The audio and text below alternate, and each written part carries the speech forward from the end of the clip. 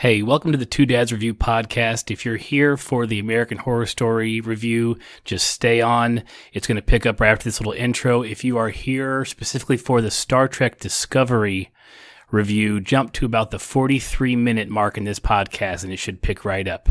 Thank you, everybody. Welcome back to the Two Dads Review podcast, everybody. I know everyone is excited. I know you're as excited as we are to talk about American Horror Story Episode 4. Oh yeah, everybody's super pumped to hear that piece of shit. Yeah, try to contain yourself, Corey. Okay, so we are staying strong. We started this season. We're gonna finish this season, unless someone tweets at us and tells us to stop. Then we may just have to stop this season, the review of American Horror Story, because it's we're so disgusted with it, and it's not good. It's now, just not good at all. And if we get any kind of feedback from any of you listening that says, "Yeah, we don't care," we're just going to stop, and we'll go straight to Star Trek. Star Trek, because American Horror Story right now is just torture. Just torture.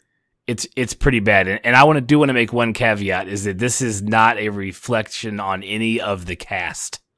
No, every not at actor all. They in were the all show awesome. Is fantastic, but you only have to work with what you work with. And it's hard to say no to a show that's already been guaranteed 2 more seasons. It's like steady work. What are you going to do? Say, no, I'm not going to do this because your writing sucks? Yeah.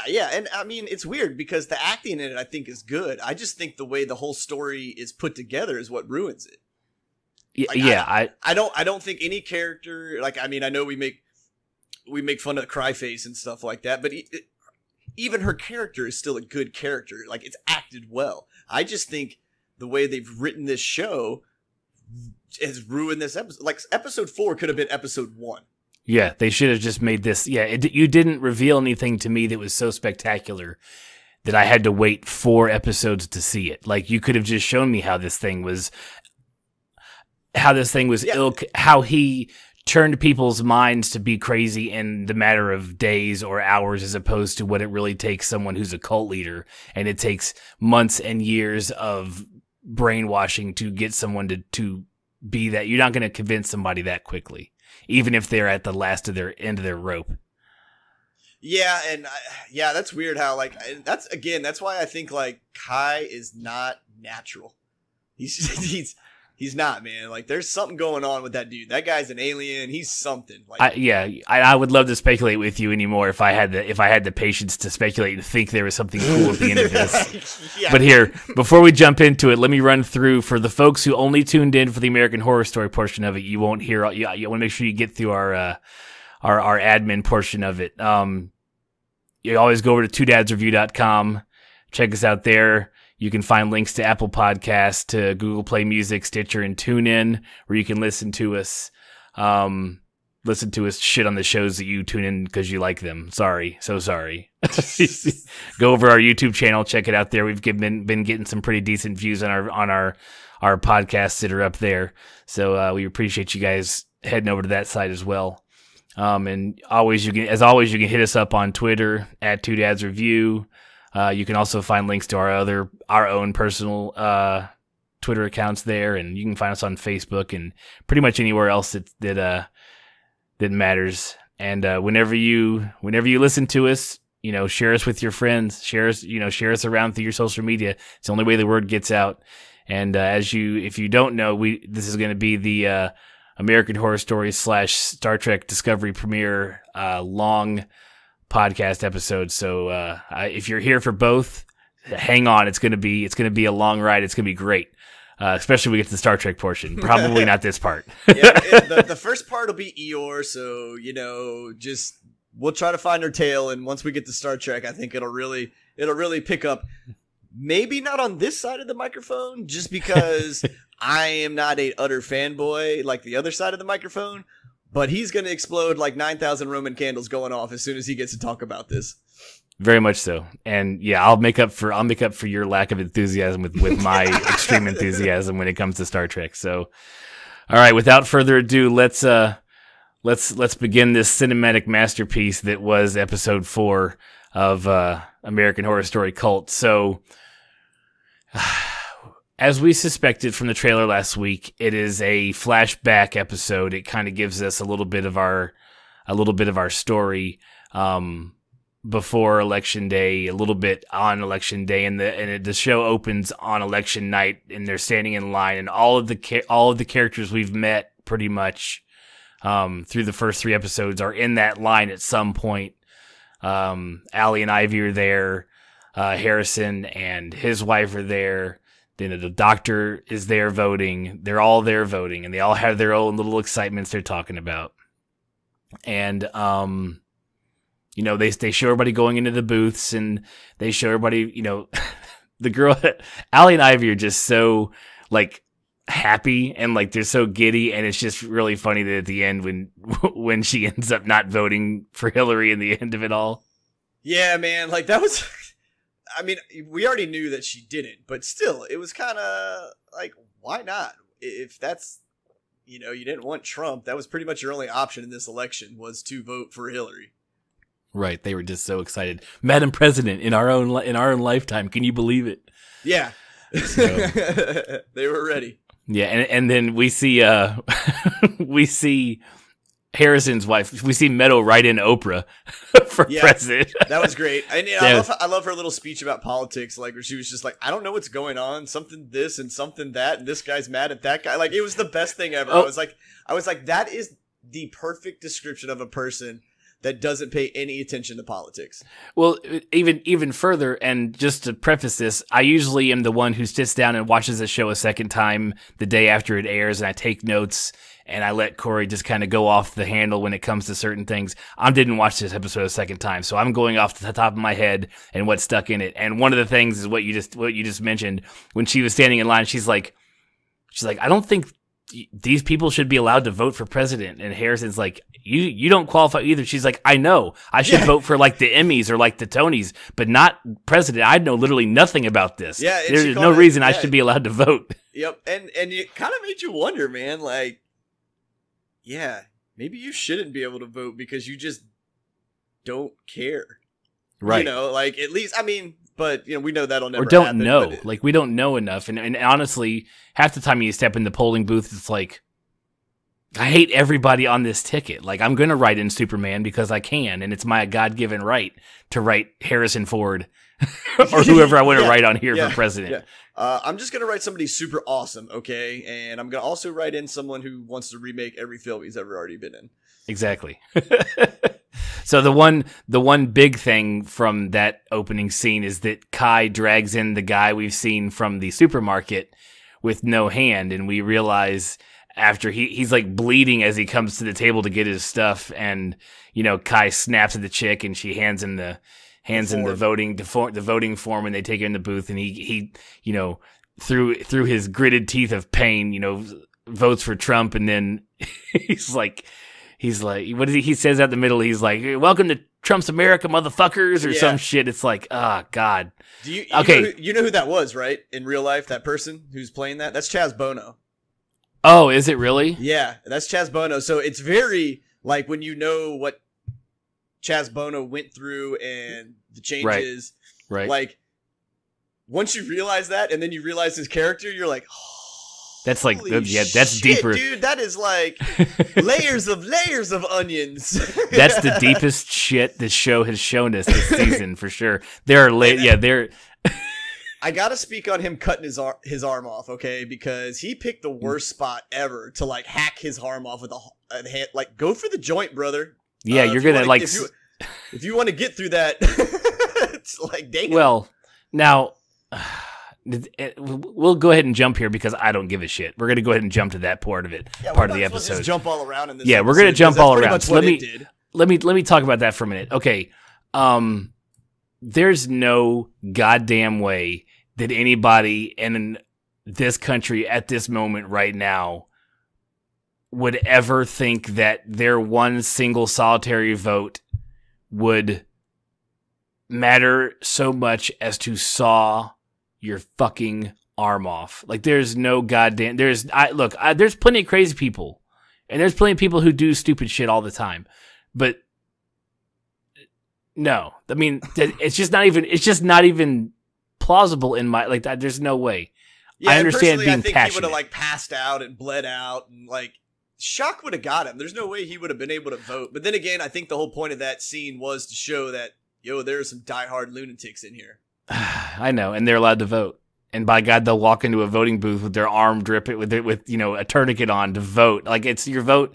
I'm sorry, America. Like, your vote doesn't really matter enough to cut your arm off. It really doesn't. No. I mean, look, you don't even have to. Doesn't. I'm not a Trump supporter. I am also not a Hillary supporter because I have common sense. That's just all I have to say. If you don't listen to my show anymore, I don't fucking care. Like, I just, Oh man, episode 4 has got you so fired up, dude. Already. Yeah, I'm like, I'll be looking at the analytics next week and be like, well, no one's listening to this show anymore. That's great. But we're, I just, it doesn't even begin to describe. There's no way anybody's gonna do that. Yeah. So there was the most absurd thing you're gonna witness probably in this episode right there. Yeah, I mean, it was good for shock value. I'll give you that. Like when he threw his stub up in the air, you were like, "Damn, dude!" But outside of that, is nothing logical about that whatsoever. Right. Like I think the writers this season are. You were given the opportunity. Okay, go ahead. Yeah, sorry. Like I think they were like, okay, cool. We're gonna have a crazy lady who's like hallucinating. So they're like, they just went off the rockers with what is feasible and what's not, because they're like, everything's possibly real, possibly not. We don't know what's what. Well, okay, but even worse, I think that if you're gonna go here, if this is what you're gonna do, the season after this man that Donald Trump was elected president, and this is where you're gonna take it. Like, you're missing the opportunity. It's so farcical that it's not even scary anymore, because you could have taken it to a way darker place, and I don't think they capitalized on it. Probably one, because they decided to do this. It had to be after the 9th of November last year. So you're writing a show that started filming, in springtime or earlier of this year. So, I mean, yeah, I almost feel like the writers were writing the episodes as they go. Yeah. I mean, I don't know. If you're going to make a political statement using the medium that you have in front of you, you are missing the opportunity absurdly. You're missing the opportunity. You could tell so much more, and you could paint such a darker picture about where certain factions of our country are, but you're choosing to make it so out of the way that it's not even relatable anymore. The first episode 1, the reactions of Kai and the reactions of Allie, those are still the most visceral and the most poignant reactions to what they've done nothing but go down from that. Like that was yeah, they set the bar right there for what you were expecting this political show to be, because they said this show is going to be extremely political, but it's not. And it's like all they're doing is talking about the things that happen for an election. You know what I'm saying? Like they're not taking the opportunity to really get down and have a stance. And I know they're supposed to be walking the line in the middle and showing both sides of it, but I don't know. It's just done poorly. It's not done well. It is. I don't know what else to say to it. It's just poorly done. And I was trying to even defend it. There is another podcaster that I've started. We've been back and forth on Twitter because they retweeted our episode last week, and they were like, we're not doing it again this week, so good luck, guys. Oh, are you talking about a question of taste? Yeah, those guys. Yeah. I was back and forth with him last night trying to defend the episode, and by the end of it I was like, let's talk about Star Trek. Yeah, you're like, okay, you know what? You win. I'm done. Like, I can't even defend this anymore. Okay, so let's move on before we get stuck too far into this. So Kai, we see Harrison at the gym where he's a personal trainer. Kai shows up, seemingly randomly, but not really, because we find out that he just stalks his members for months and months and knows their situations, and probably to some aspect orchestrates their downfall to then need him. He mentions that partially with Harrison, or we hear about, or we see him do it at some point in this show.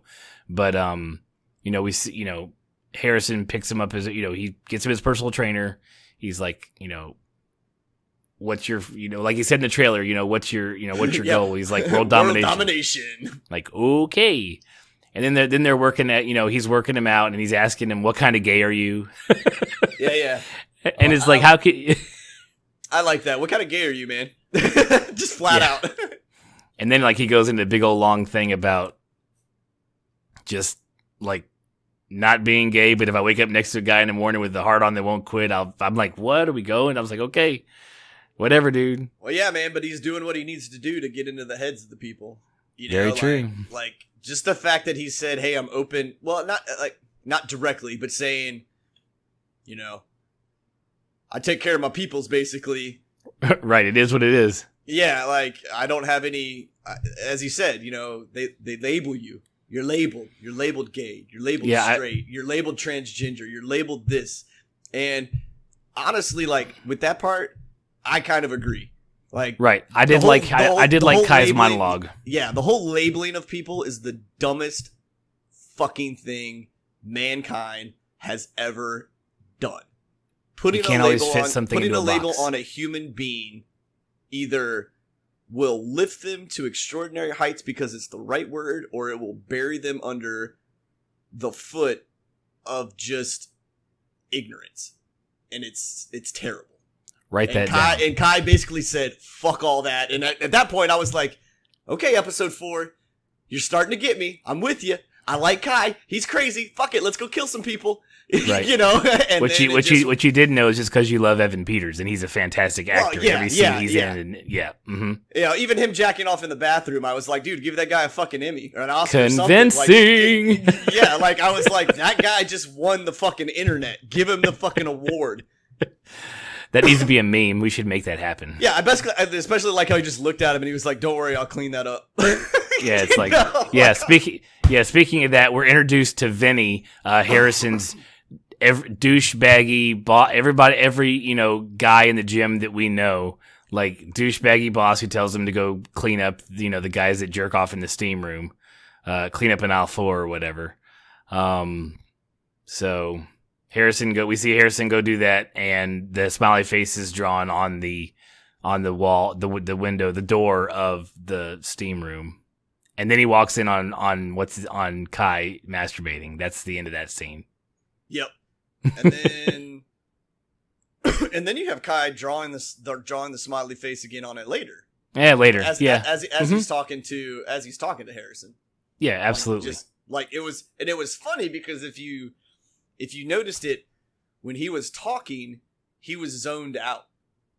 And like his hand was just instinctively making that smiley face. And then like at the end of his, and it was funny because his conversation ended when he put that kind of smear of a nose on the smiley face, like, I'm just rubbing everything out.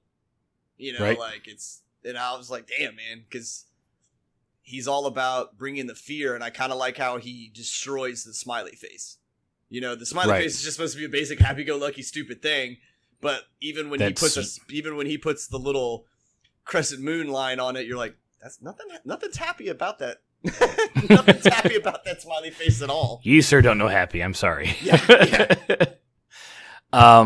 So Harrison goes home and finds Meadow watching, daytime television, and she starts to break down. She hands him a letter. She hands them their foreclosure eviction notice, which not that I am like super knowledgeable in the foreclosure market, you should but be your neighbor.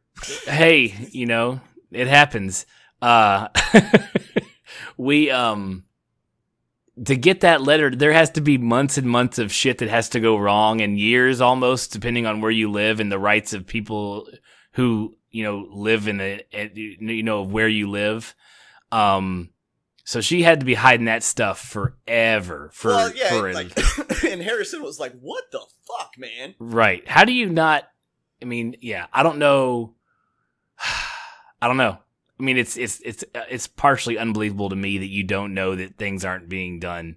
and you don't happen to get that one piece of mail, that you don't find one from way back then. Yeah, you're telling me you never once in that whole let's just say it happened within a 6-month time span. Like, let's ignore the reality of it. Let's just say in this timeline, 6 months you'll lose your house. You're telling me in 6 months, man, that guy didn't come across one piece of mail, one piece of anything, like the phone calls that would happen, like that. Why is your house phone or your said cell phone blowing up left and right, looking for your money to pay your house? Not to mention they usually have to serve certain things to you, so someone's going to sign for something. Yeah, at so some which point. makes me like think like, so he was at the gym, she got the mail, she got the service letter, like, and then she tries to do the PD sex, anger sex, sad sex. I don't know what that was. Distraction sex. And like, Harrison is like laying there taking it, and then finally like throws her off basically. And he's like, how many times has that worked? Like, what, 5 or something like that? And he throws out a number, and she comes back and she's like no, 2. It's like, damn, man. Like, hey, that's pretty good for a man. Hey, he's not attracted to women. That's pretty good that it happened twice. I mean, not good for him, but I mean, he helped her out, hooked her up a little bit. So man, I don't know what she's complaining about. It's a very odd dynamic going on over there. And then you got Kai, who's in the middle now, that's just like the new uncle that's in the house. He's like, I love all of you guys. Come here. Let's go kill some people. Right. So we're back at the gym, and Harrison's getting shit on by Vinny that he's not upselling the next chunk of it. So I guess we're weeks later. So Kai's been, Kai's been pecking at him the whole time. At least 8 weeks have passed. 8 to 10 weeks. I think he said, he had 12 sessions. So let's say he went once a week for the sessions. Right, exactly. So automatically Harrison like breaks into like the salesman pitch, and Kai's like, why the fuck are you talking to me like your douchebag boss? And then, he just tells him, he breaks, but then okay, so now the timeline doesn't make sense because he's 12 sessions in. The letter stuff he got was the day that he came home from the first time he met with Kai. And then he tells Kai that he has nothing, but supposedly he's had 12 sessions in 3 days. Like, that doesn't make any sense. He's like, I have nothing. He breaks down. He's like, I have nothing. I'm getting evicted. It's like, well, no, you got evicted like 10 weeks ago. Okay, I'm not going to read into it because fuck the timeline. See, I think probably, like, if we go back and do it, like, the timeline still makes sense because Kaiser is 12, let's say it's 12 weeks. Harrison's had 12 weeks of all this shit going on, and finally it just happened to be that Kai's last workout coincided with Harrison getting his 3-day notice, basically, of get. You think when they showed that scene end of him in the bathroom with Kai, then when we saw him coming home, that was like 10 weeks later. Okay, I'll give you that one, just because I don't want to argue it. Yeah, I mean, I think it has to be. I think this was like we flash back to Harrison, and like I think they kind of do that thing where, kind of like Game of Thrones does, where they don't say it, but a month or something has. Let's passed. not compare those shows, please. Well, I'm just comparing timelines. I'm not comparing like the. And then, okay, and let's put it this way: American Horror Story can stand up to Game of Thrones. Not this season, but if we're gonna argue that, I feel like American Horror Story, it won't win, but it'll put up a good fight. Which season? Oh, you can either go one, or my personal favorite's Asylum. I do also like Asylum. I think it's not everybody's favorite, which is weird. Yeah, I think you could pit Asylum if people went back and actually watched that show, and I think you could pit Asylum against any season of Game of Thrones, and it would stand up to it. Even with the dragons and the White Walkers coming out, because there was so much build up to that for so goddamn long, it wasn't even cool by the time they fucking came. Go back and listen to our first 7 episodes, guys. You can hear the whole recap of the last season of Game of Thrones.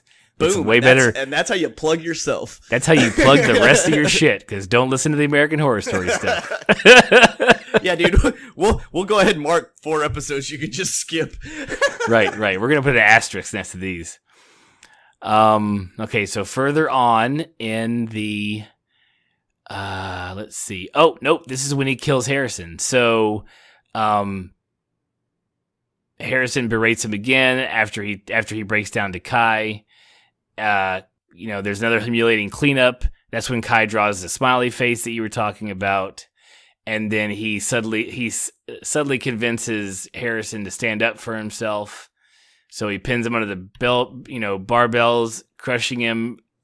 He thinks he kills him, but he kind of wakes up, and so he hands him a goddamn dumbbell, and he just obliterates him.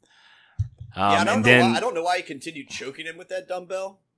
Because if it was me, I would have just either dropped it on his throat again and just finished breaking his trachea, or I would have just caved his face in and been over with it. Like, I wouldn't have sit there and held it on him all super close and like, just die. Well, hey, I feel like there would have been a little more hatred in it. Like, if he hated that guy so bad, don't you think when he picked up that weight, his first instinct would have just been like, I am going to crush your skull like a fucking pistachio or something, Hey, how strong is Harrison when he chucked that barbell off of him? Oh, okay, yes, good. I'm glad you brought that up because I lost my shit. Like, I was like, that motherfucker just threw like 240, like it was nothing. Like, it was a paperweight. Right. That dude's hiding his strength well. Yeah. He just chucked it. He's one of those guys that's like not ripped, but he's all farm strength. Right. Yeah, he definitely I sat up for a second. I was like, that's some adrenaline going there, buddy, because that was a shit ton of weight on that. At least for just chucking aside so nonchalantly. Yeah, that was the best part about it. He was just like, hey, this is he moved it like people throw a duffel bag in the back of a car. Like two-handed and just went whoop. Right. So to mess up your timeline even more, I actually forgot this, so maybe it makes more sense. They're already in the hotel that they're staying in because they don't have a house anymore. So because here they go to dispose of the body after Kai does all his little he texts from Vinny's phone. He emails, friends and family and coworkers he's going on out of town for a few weeks. And then he's like, all right, go get your gloves on. We're going to dispose of the body. And then we cut to Meadow, walking by a couple guys smoking weed at a rundown hotel. And she's like, let me get a hit of that. I need to take the edge off. And they're like, what? And she's like, I'll fuck you for it. I don't have a lot of experience, but I make up for it with enthusiasm. Yeah. And they're like, just take my weed and get away from me. So she goes into the room, and there they are sitting in the bathtub. Kai's explaining to him how to make sure you get the head off correctly, and she's like, not even phased. Like, who's that? My boss. Who's that? And he says something like, "Oh, someone to believe in." Yeah. He's like, Kai looks at him, and then he eyeballs Kai, and he's like, "That's someone to believe in." Yeah, and Kai had a nice little grin on his face there too, like, "Gotcha." He's like, "I got you. I'm gonna have her. She's next."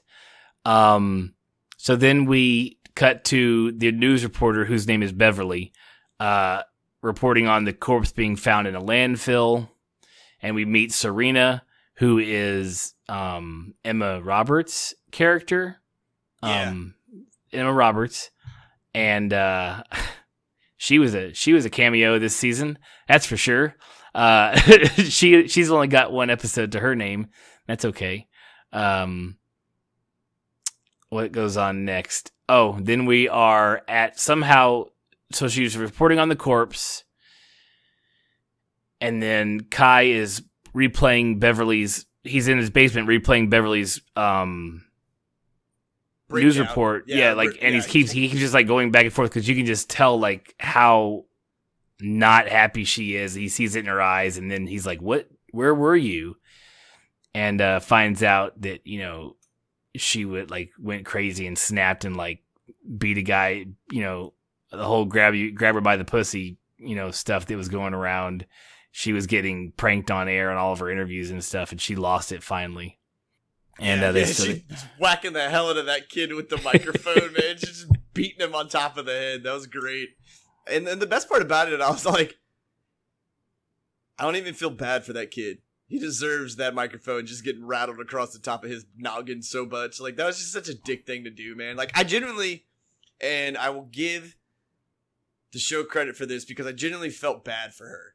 Like, I was like, man, dude, like, how terrible would that be to go to your job and you like, especially the guy that she interviewed on the bridge, where she was like, I have an eyewitness, and like that was the first guy that kind of started it on her, you know. And then now, like, you could see in that one interview where she's like interviewing, and like you could just watch her eyes, she's looking at all the people that are about to come over there and run and say the phrase, you know. It's like, that's just the worst day at work, repeatedly over and over. And it also sucks because you're dealing with the worst people. Like, those are just terrible people. Mm-hmm. Yeah. Right. And then we see the main reporter and Serena in the editing room, and he's all over her, you know, feeling her up and stuff, and he's the 50-year-old guy trying to put the moves on the 20-year-old, and I love how she comes in and she's like, I can't remember the exact words she said, but she's like, are you done talking about your liver spotted dick or something like that, man? And I lost it. I was like, well, at least you're making me laugh. You know? Right, at least I'm laughing during this episode. Yeah, for sure. And Kai comes up to her and takes her out to coffee and explains his, you know, plan for world domination. And, you know, he discusses the rage. He asks her, you know, she mentions that, you know, rage is different than anger. Cause she's like, can you imagine being the last person in the world? The best part about that is you get to watch everybody else before you die. Yeah. Like, damn. I was like, that's nice. Like, that's rage. I'll give you that. I understand where you're coming from there. And then he also mentions that he's running for councilman, and she notes that there's not an opening. And he's like, council's closed, homie. Yeah, there's no open seat. He's like, here's my card. Go to my campaign headquarters in a few days. Yeah, that was cool, because like I liked how he knew, because he already had the plan going. He knew what he was gonna do, and he was like, hands her the card, and he's like, I'll see you in a couple days. And you know, she already basically said, no, I'm not doing this. Yada yada yada. And then you get to watch Emma Roberts get stabbed. Yeah. On live TV. And so you know that was Harrison's girl, and Kai out there killing her. Yeah, I mean they say, yes, that's us. And so this blows up my entire idea that like most of the town is in on it. Yeah. So damn, I totally lost it. Sorry, my bad. No, that's all right, man. That's good. Because, oh yeah, I just thought it was cool because he had his plan. Like, he already knew he was going to kill her. He was like, I'll see you in 2 days. And then basically in 2 days she shows up and she's like, what? And he's like, I did it for you. And she almost couldn't believe it. But it was almost like a couldn't believe it, like a kid that just got his perfect Christmas gift. You know, It was like, this really happened. And she hugs him after they have their little talk, and she's like, equal. And he's like, yes, we're equal. Yeah, a major gamble on his part, or at least a calculated gamble by telling her that he did do it. You know, I'm letting you in. I'm the first one. You've been kept on the outside for so long by, you know, the rest of the people you work with. You've been an outsider for months, if not years. And I'm letting you in. I'm vulnerable. I'm telling you, yes, me and these 2 other folks in here are the ones in the clown mask that cut that girl up. And the poor cameraman, who, by the way, I'm sorry, if you were just a complete and utter dick to me before we started rolling, and then 3 clowns start stabbing you, I'm sorry, I'm not dropping my camera and running to your aid. Like, I'm dropping my camera and I'm running the fuck away. Well, yeah, I mean, I was, because wasn't that her camera guy? You know, I was like, damn, man, that guy didn't do anything. He was kind of there for her the whole time. Yeah, he ran to try to stop them. It's like, no, she took a stab to the chest. Like, there's no coming back from that shit. Like, yeah, so, like, you gotta triage that shit and get out of there. Yeah, she's dead. She's dead, homie. Yeah, there's no bringing that back. She's not gonna, like, you're not gonna bring her back and like fight off 3 folks with knives with a camera. You could have cracked one on the head with it, but you didn't even do that. You dropped it so it could film everything nicely.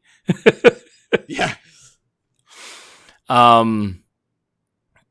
Let's see. So he tells her that Kai tells her that he's the one that did it. And then we see that she, gets a hot tip on where Vinny's head is. And then they apparently dumped it in some homeless community. That's sad. That sucks. I'd be like, well, I mean, at least they'll get 3 hots in a cot for the rest of their life, but they're going to pin it on somebody else. The head is found there. So then we were back with Ivy is trying to convince Allie to come to one of the rallies. And Allie's doubting the chance that Trump even has a chance at it. So I believe Ivy's at the rally, and there's a whole big Gary. So Gary is the name of the guy at the thing. So Ivy's she's like an anti-protester or counter-protester to the Trump protesters, and she gets in the face of Gary, who's the supermarket guy. Yep. And he grabs her in the pussy, and then we see Winter come out of nowhere, chase the guy down. She sees the sign for his market on the truck, and so this is where like when we saw the trailer last week, it was blatant. Now that I saw the actual scene, that like, just don't show it to me. If you're gonna have to like if you're gonna have to reverse the angle and then blur the characters completely, so I don't know anybody, I'm just speculating on what I just saw. Like, why even show it to me? Because in the trailer, like their faces were so blurred, I thought they had masks on, but in the actual shot, it's clear as day who's hitting him. Yeah. I was like, okay, so now I know where we're at.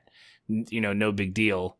They're definitely not going to behead anybody. They just handcuffed him to some crack house basement pipe and leave him till, leave him, for the day of the election where he can't go vote, which, of all the assaults and kidnappings in the world, I mean, that's not that bad. You just handcuffed a guy. They said they're going to call the cops and give him a tip the next day. They left him food and water. Yeah, they're just like, you just don't get to vote because you're a douchebag and you grab my pussy. So, sorry. Yeah. And so, now, we know Winter, of course, is working with Kai. So, even if she, worked on the Hillary campaign as long as she did, we know that she's in Kai's, as his sister. She's either been way long brainwashed by him, or is at least on the same level as him when it comes to wanting what this cult wants. Yeah, so all this stuff is set up. When he finds out what she did, like he asked her how did it feel, and I think that is when she's into, like, Kai was like, oh, okay, cool, I can bring my sister into this. No, because he already knew where the guy was. That was before he asked her all those questions. He didn't know where the guy was until she told him. Was that after he asked her how it felt? Yeah, he didn't even know that it happened. Oh, okay. Oh, because she already had blood on her from Yeah, because he was like, "What the hell's that about?"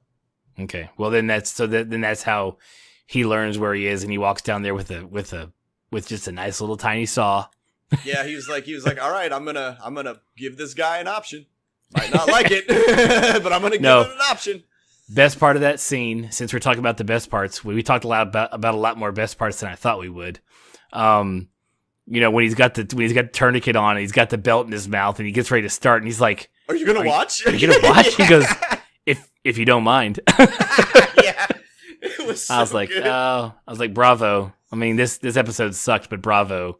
Well, yeah, like I said, man, the acting in the show was good, and like they had a couple good funny parts in there. It's just the story. It's like if you were at a campfire and everybody was telling a ghost story, and I told season 1, you told season 2 and 3, and then all of a sudden we get to this season and that person's got to tell that story. Everyone's like, dude, you're kind of grabbing at straws here, man. Like, you got to wrap this shit up.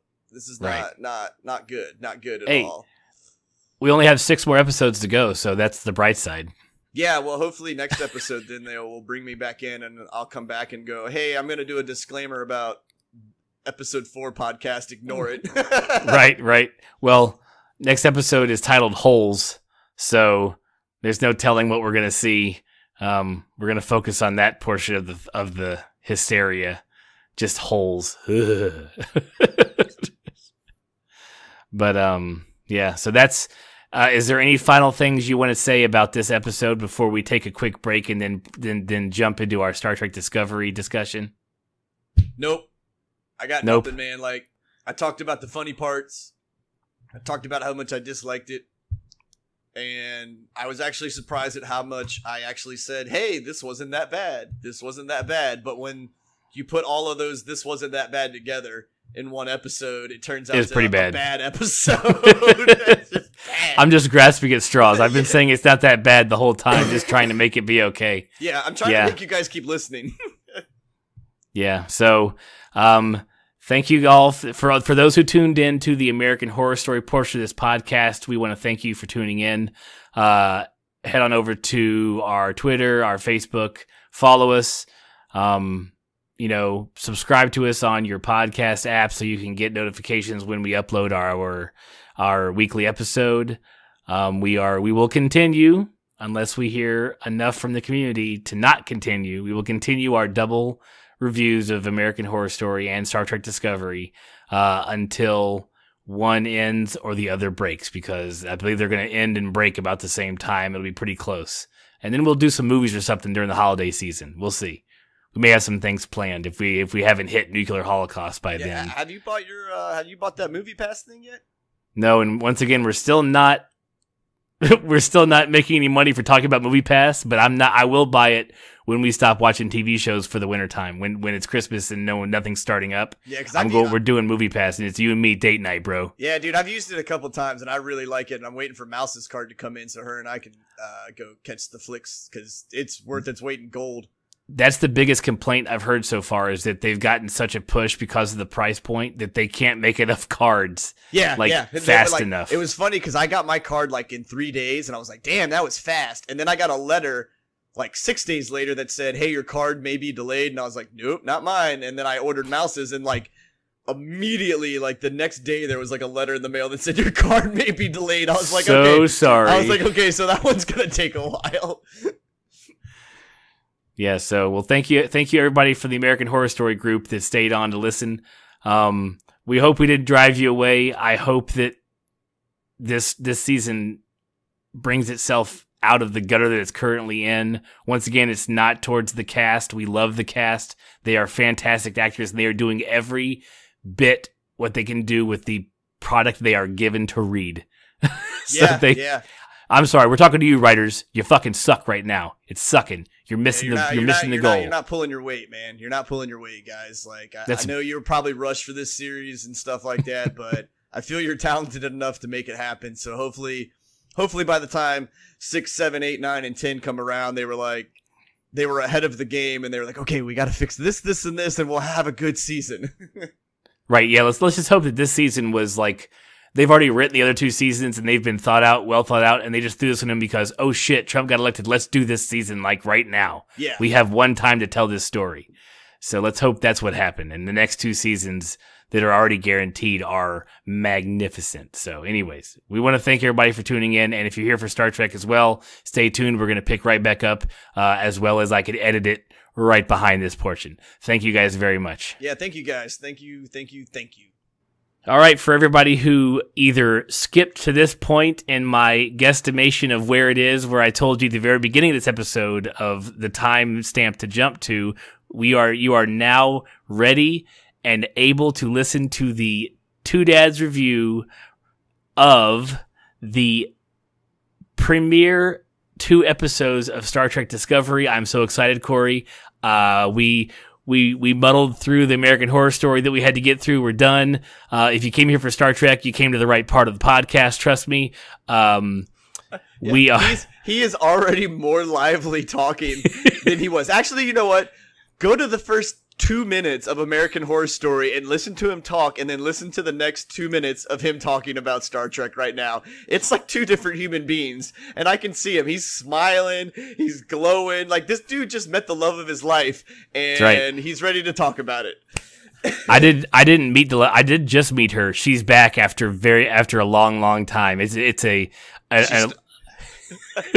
She stole your virginity, and she's coming back, and that's right. Now you're excited. Yeah, I spent years with her before, and then she fell off the map, and now she's back in my life, and I'm sure she's fine. I'm sure she didn't bring any kids with her or some sort of divorce or anything weird like that. I'm sure she's just like she left me 10 years ago. So yeah. Anyways, to fill everybody in who hasn't listened before, who is just now finding our podcast because they searched, I wonder what Dad had to say about Star Trek. My name is Clay. My co-host across the internet is Corey. I am the resident Trekkie, Trekker. I don't know what is offensive anymore to us nerds. There is one of those two terms is supposed to set me off. I don't know. I'm a Trekkie. I don't care. I am 37 years old. I'm giving out too much personal information, but that's fine. That just lets you know where I was when in the Star Trek world. So when TNG first came on the air, I was in my, 8, 9, 10, 11, 12 years old. I remember watching them. I remember when the show went off the air. I remember watching DS9. Then Voyager, I fell off because I think Voyager may have crossed into the 2000, maybe at the turn of the century. I don't remember, but college and then military, and then there wasn't TVs in the desert, and then, that's okay. So that's where I am. I've watched it all, and I've gone back, and I just want to make sure that everybody who tunes in knows that I know a thing or two. I don't know it all, and I'll get stuff wrong over the next few weeks when we review every episode of this new show. But I am old enough to understand that, and I've been all over the internet looking at people's comments on these first 2 episodes, and I just want to put something out there. And if this makes you turn off the podcast, then fucking see ya. Here's the thing. I don't want to turn on a show in 2017 that supposedly takes place 10 years before the original series and see switches and buttons. Technology. Okay, let's all. Here's where I'm coming from. The stuff that we currently have today is already more technologically advanced than the stuff we saw on the original series. So look, you're not going to see old school Enterprise looking sets. You're just not. I'm sorry. So get the fuck over it. No one would watch that. It's not that kind of show. You're talking a budget that's 100 times higher than they ever even could imagine in the 60s, okay? It was the 60s. Come on. We're talking 50 years ago. Like, get all you old motherfuckers who, don't worry, because you don't know how to work a podcast, so you're not listening anyways. Like, you don't even get what podcasts are. Get off the one Facebook page that you can still sign into and bitching about how it's not, it's before. Shut the fuck up.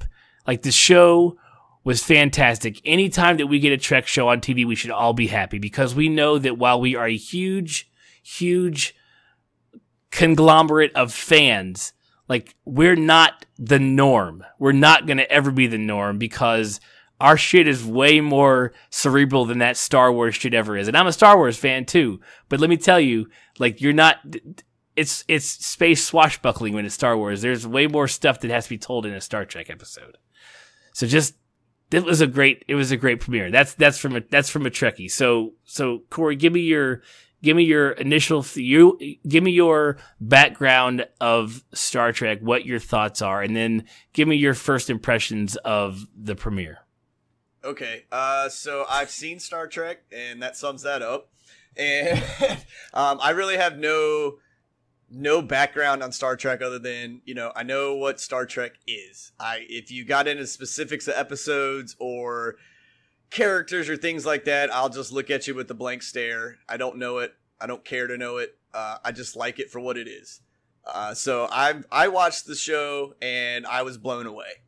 I like flat out. I was like, I had it on my little side monitor, and I work from home, and I was working, and I said, hold on, I got to go offline. So I literally went to my computer for work and said, out of office for the next hour and 30 minutes, and put the show on the big screen and watched it.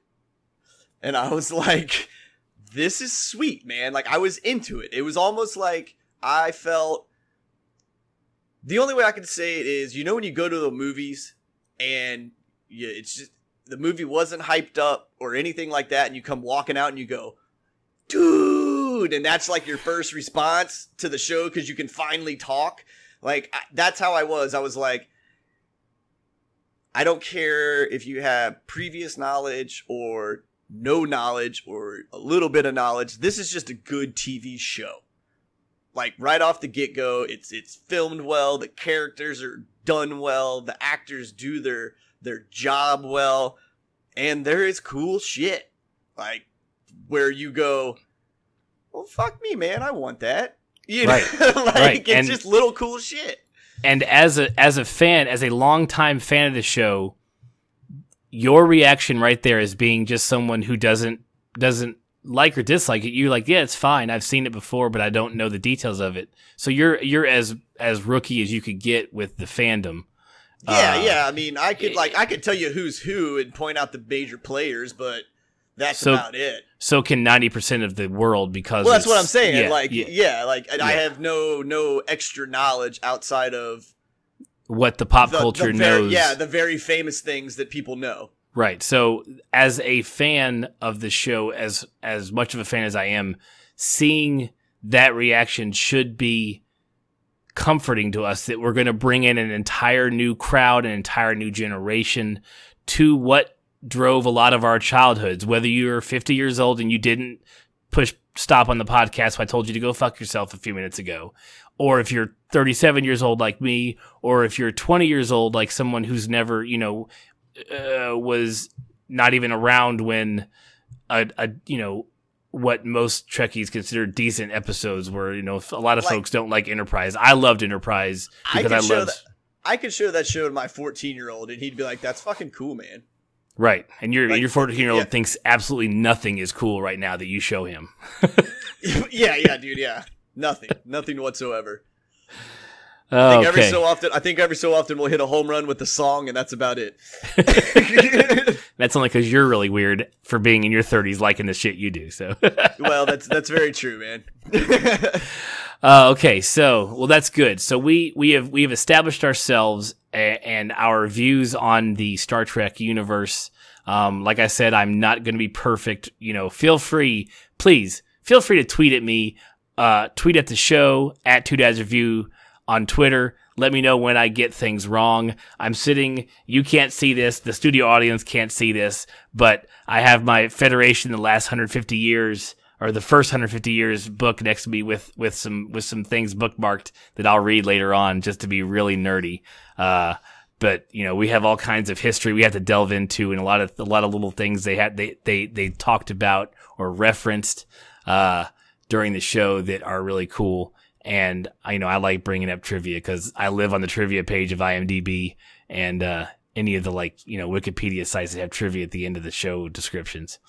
So so let's start up episode 1 of Star Trek Discovery, titled The Vulcan Hello, which when I first saw the title before the show aired, they had released the titles a few days earlier, maybe a week earlier, I was like, gosh, that sounds really goofy. It just doesn't, when you learn later on in the show what it means, you're like, oh, damn. But just off the bat, I was like, that's a really goofy title. I was like, please, let this not be just the worst thing ever. And it wasn't. It was fantastic. But just the title caught me off guard for a minute. Me not knowing, again, anything other than who the Vulcans are, I thought it was cool because I was like, oh man, we're going to get to go to their society a little bit more and be into it, because I know they're just always there's always just one. I feel like, maybe in the movies there was a whole horde of Vulcans, but I don't think I've ever seen more than 3 on a screen in anything I've ever watched at one time. So I was like, ooh, we're going to see a lot of them and what they do and what it's about. That's what I thought it was. Right. Well, to give you, so I'll start. Here we go. So this is how the shows are going to go. I'm cool with that. This is how we're going to do. So you even took your coat off, man. You're right. I'm like, okay. So that's just because I have too much bourbon already. I'm already getting warm. So my basement is not nearly as cold as I thought it was when we first started this. It's not necessarily the path that Vulcans want to take if they were raised on the Vulcan homeworld. We're in the Alpha timeline, by the way, everybody. So even, just that it doesn't matter because Vulcan hasn't been destroyed yet, like in the movies. We're not in Abrams' timeline, just so everybody knows that. We're in the Alpha timeline. Well, actually, no, because, okay, good. So yeah, so Vulcan is still around. So if you're raised in the Vulcan homeworld, and we see this throughout a lot of the episodes back in the day, going into Starfleet isn't necessarily their their goal in their life. They're like, it's almost like one of those, yeah, I kind of had to. Every time you meet a Klingon in Starfleet, it's pretty, or not a Klingon, a Vulcan in Starfleet, they're kind of like, yeah, I kind of had to. Like, because I didn't do this. It was like my dad told me I had to go do this because Uncle Tom one time babysat. It's never a good story where they're like, yeah, my entire aspirations through my childhood on Vulcan was to join Starfleet. None of them ever say that. Yeah. So because they look down on our population, they look down on the human race because of our emotions and stuff like that, and our ability, the fact that we don't shield them and hide them like the Vulcans do. So that's just us talking about the title for 10 minutes. That's awesome. So, okay, cool. So let's start the show. So immediately, and we've already seen the pictures from before the show aired, there has been a drastic redesign of the Klingon race in this show, and a lot of pushback because they thought of all the, all the hardcore fans like, why would you mess something that's so perfect? And I don't have a problem with it. I'm okay. Like, I don't need you to make it work. I don't need you to pull an Enterprise where when you first meet the Klingons in the Enterprise, they have the forehead ridges. And then by the end of the Enterprise show, which happens, for your information, Corey, 100 years before Kirk and Spock, so 90-ish years before this show, there's a virus that they catch, like some of the Klingons catch, that smooths their foreheads out to normal stature, to like normal, like human looking foreheads. And it's like a genetic condition. And that is how they explained the Klingons that we saw in the original series. They just were guys with olive tone skin and like mutton chops. Like they didn't have ridges in the original series. So they made a point. This one, I'm okay with them completely redesigning the race. I first thought before the show aired that just this faction would be this drastically different, but we see throughout this episode and the next episode that the entire Klingon race looks like these do. There are variation of skin tones, but they have drastically changed the way their noses look, the way their facial features appear. Their ridges are still there, so you still have an homage to what was, but they're taking them in a different turn because they can. And what am I going to do? Not watch your show because the Klingons are different? Like, there's still the same base that the Klingon, the same theories and thoughts, the same way that they behaved is still there. So your base building of what makes a Klingon is still there. They just have more ornate and different looking outfits and different, features. I'm fine with that. I thought it was fantastic. I like the way they did it. Yeah, no, they look sweet. I mean, and this is where you're gonna have to help me out. It's fine. The famous Klingon, like that everybody knows, that was on the TV show. Worf. Yes, there we go. Like, he to me is like a badass Klingon, and these Klingons, to me, they didn't look as tough because I don't think, in the holograms that we saw when we saw the Klingons, like, those guys look tall. Like, the main Klingon that we're seeing here that's, like, hyping up this crowd to unite them and whatnot, he does not look intimidating to me. And I guess maybe he's not supposed to because he's supposed to, like, the black sheep and kind of brought his family back. But I'm like, hey, man, if you're going to have a guy that's supposed to lead an army of Klingons, like, that dude better look scary. And this guy just doesn't look scary to me. He looks like he'll do anything to get what he wants, but he doesn't look scary. Like, at no point would I have a nightmare about this guy. Like, Worf, I would not want to see Worf in my dreams. Like, that dude looked legit mean all the time. Do you think it's because you have a guy, because Takuvma, who is who you're talking about, because I have all the names written down so I remember them, he's standing around other Klingons, so even if he was more imposing to a human, you don't see him face to face with a human. It may not seem as imposing. We do see when Michael fights, and I use air quotes because she just kicked her thrusters on, but he was significantly larger than her when they were both out in space doing the spacewalk on the beacon, and they're larger. Maybe it's only because he wasn't standing next to a human that he didn't look imposing. He may have been, 6'3", 6'4", maybe. You just didn't see it because everybody else is 6'3" or 6'4". Yeah, and that could be it. But like, even then, compared to other Klingons, like I feel like he should still look. I don't want to say scarier, but more like commanding and intimidating. Like, this dude looks like he's the guard of the boss man. Like, he's like, because like there's like the boss, and this guy always wanted to be the boss, but he couldn't be. So the next best thing was be the right hand man. Well, that probably leads into his whole backstory anyways, is that entire ship is full of outcasts. Yeah. So he may not be intimidating, so they follow him because they believe in him. And a lot of that is seen in the way he addresses his people. We learn in the first scene, in the opening scene, which opening on Klingons is pretty cool. Like, they didn't go to Starfleet. They didn't go to anybody in Starfleet first. They went straight to the Klingons. So hey, these are the guys. This is who we're dealing with this season.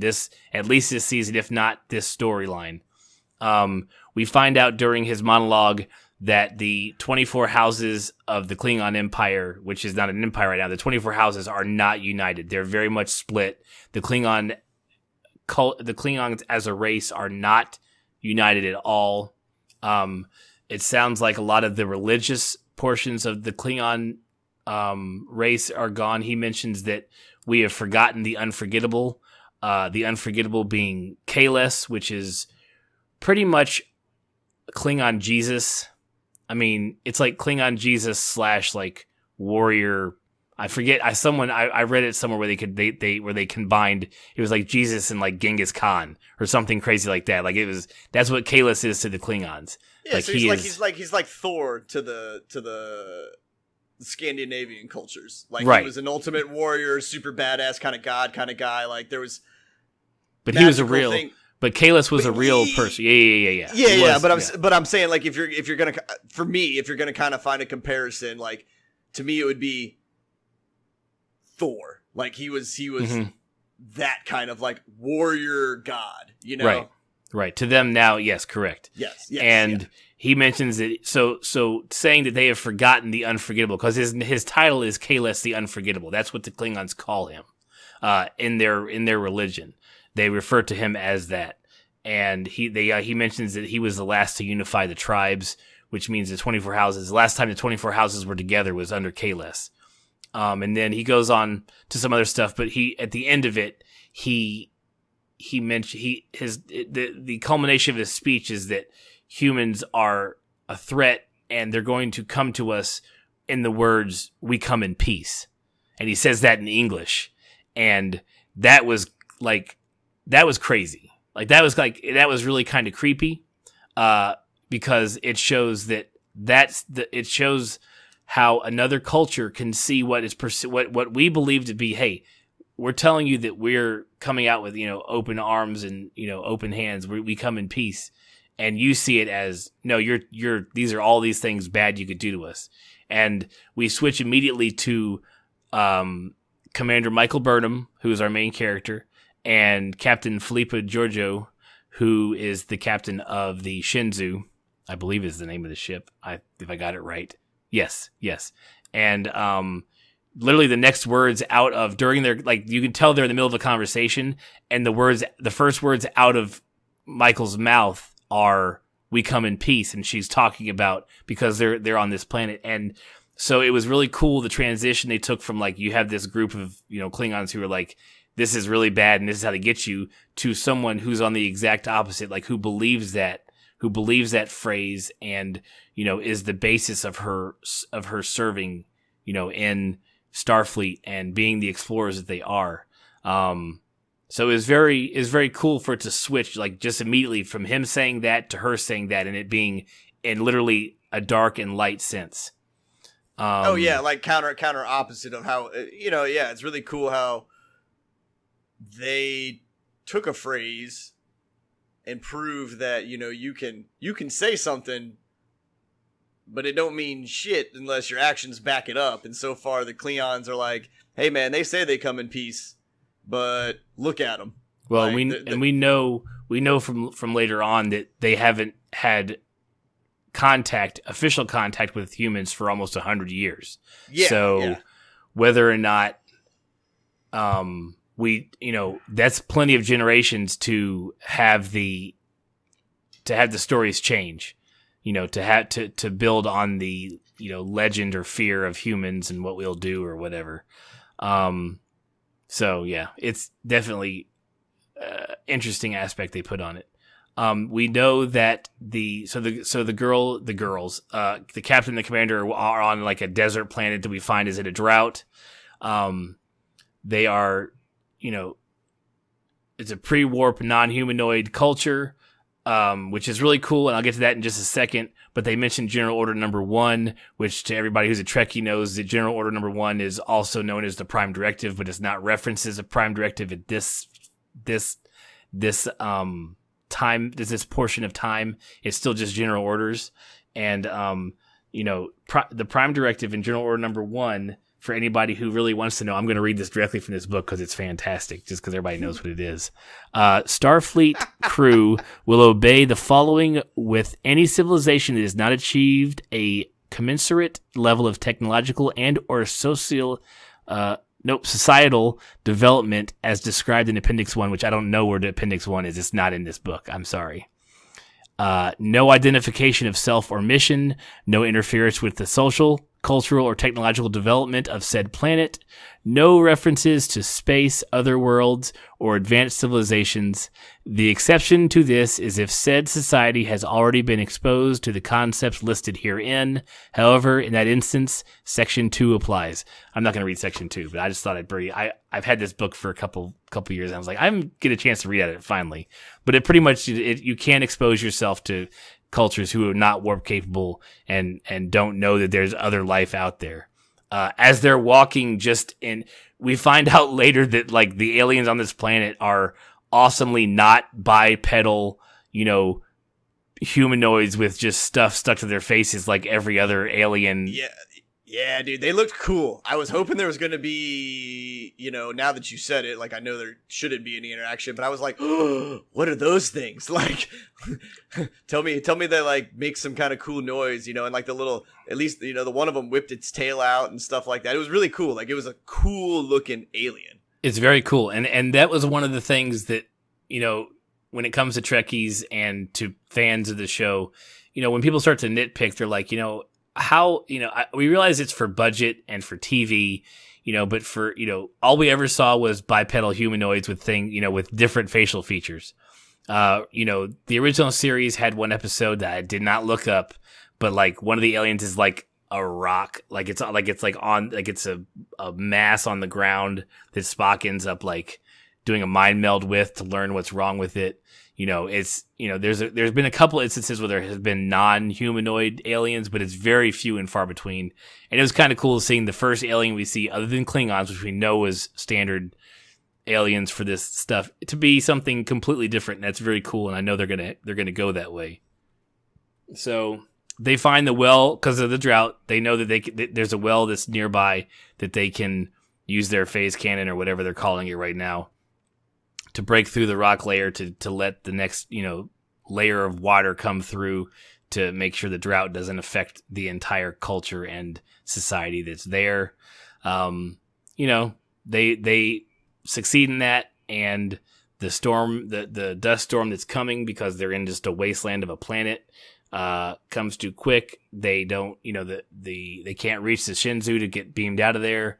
So they just start walking, or they just, presumably the captain just kind of starts walking her. Yeah, you think she's just meandering around, and you're like, do you have, what the hell, man? Like, I know she's like, and it was cool, she's giving like life lessons to what's her, Michael, right? Right. Yeah, boom, nailed it. Ha ha, suckers. I paid attention in class. Yeah, woo! And, she's kind of breaking everything down for her and stuff like that. And then you come to find out, boom, what do we see?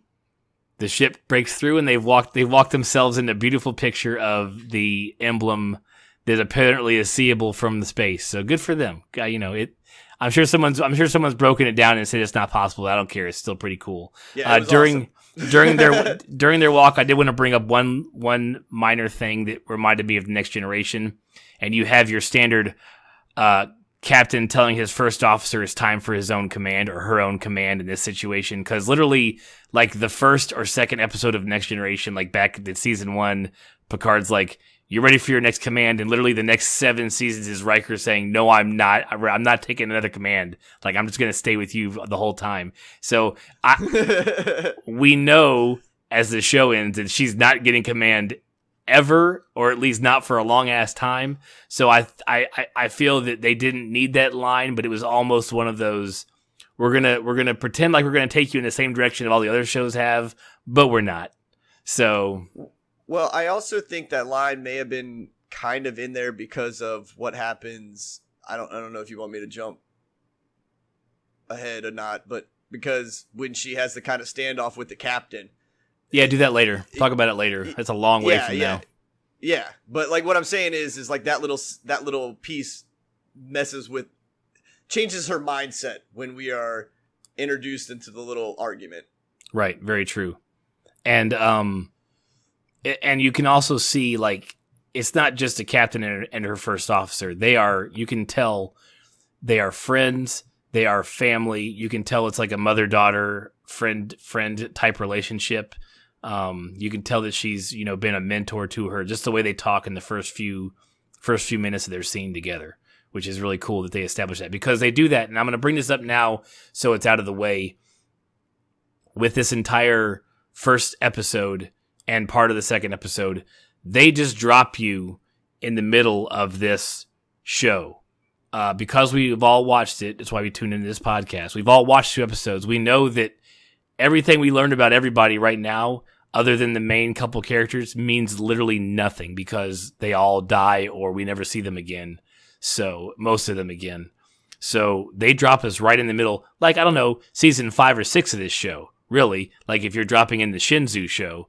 But so they talk to cast members and they're not constantly, they talk to crew members and they're not constantly saying their names like it's the pilot of a show so we remember who they are. They just reference them like they would in a normal show as it's going. And if you don't catch it, it's okay.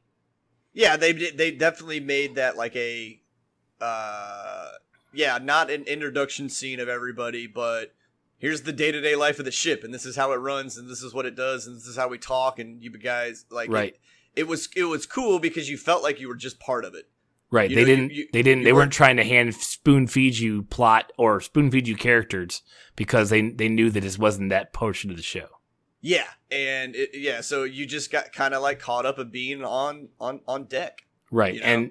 And the producer, one of the producers said that these first 2 episodes are really a prologue to episode 3 is really the pilot episode of Discovery.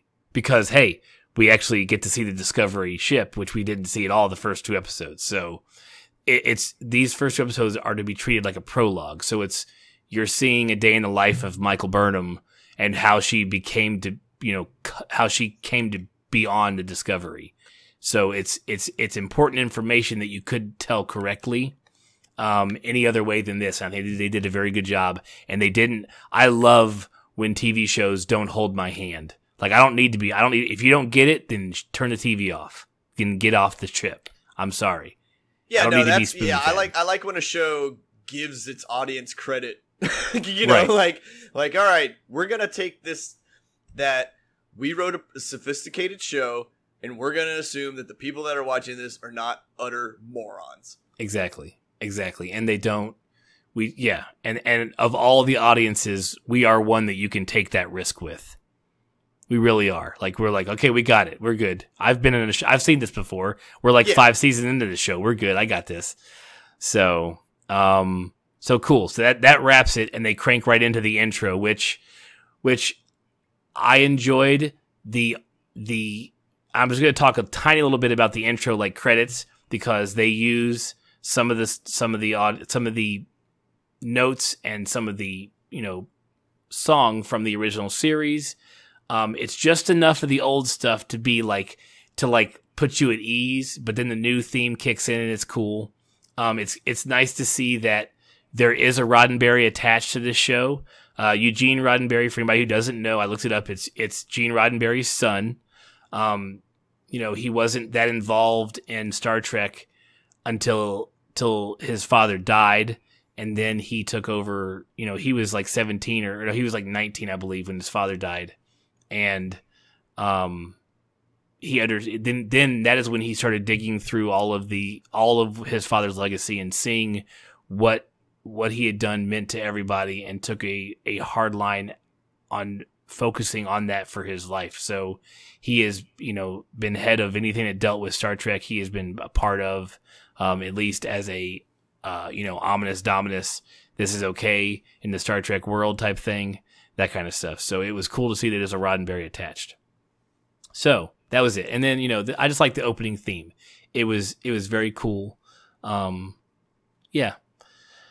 Yeah, I like the intro. It was very visually pleasing to me. I mean, I didn't pay attention to the song or anything like that, but I like the way the show, like, how do I a little bit of old, a little bit of new. It was a solid flow, man. Like, I guess that's the best way to put it. It was just it's like watching the Game of Thrones intro. Like, you get excited for the little models, right, the little blow-ups. Like when I was watching it, I felt like I was getting ready to be part of something. Mm-hmm. If exactly. That makes sense. No, it makes complete sense. He's like, yes, come into our world. Come to me, yes.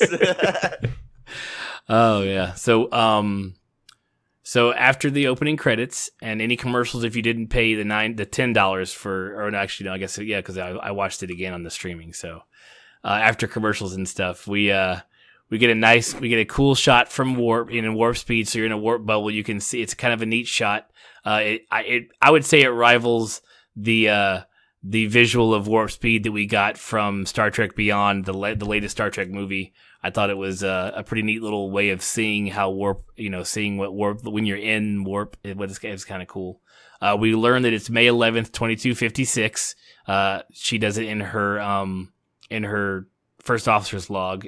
In her monologue there, and we find out they're at the edge of Starfleet space, and there is a binary star system that has a comm relay that has been damaged, and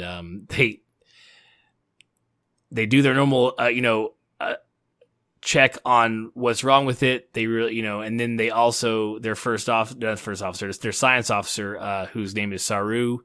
Who is a cool alien. Like, we've never seen that race before, but the actor who plays him is literally the only guy who could play that character because he has long, slinky arms and is like 10 feet tall.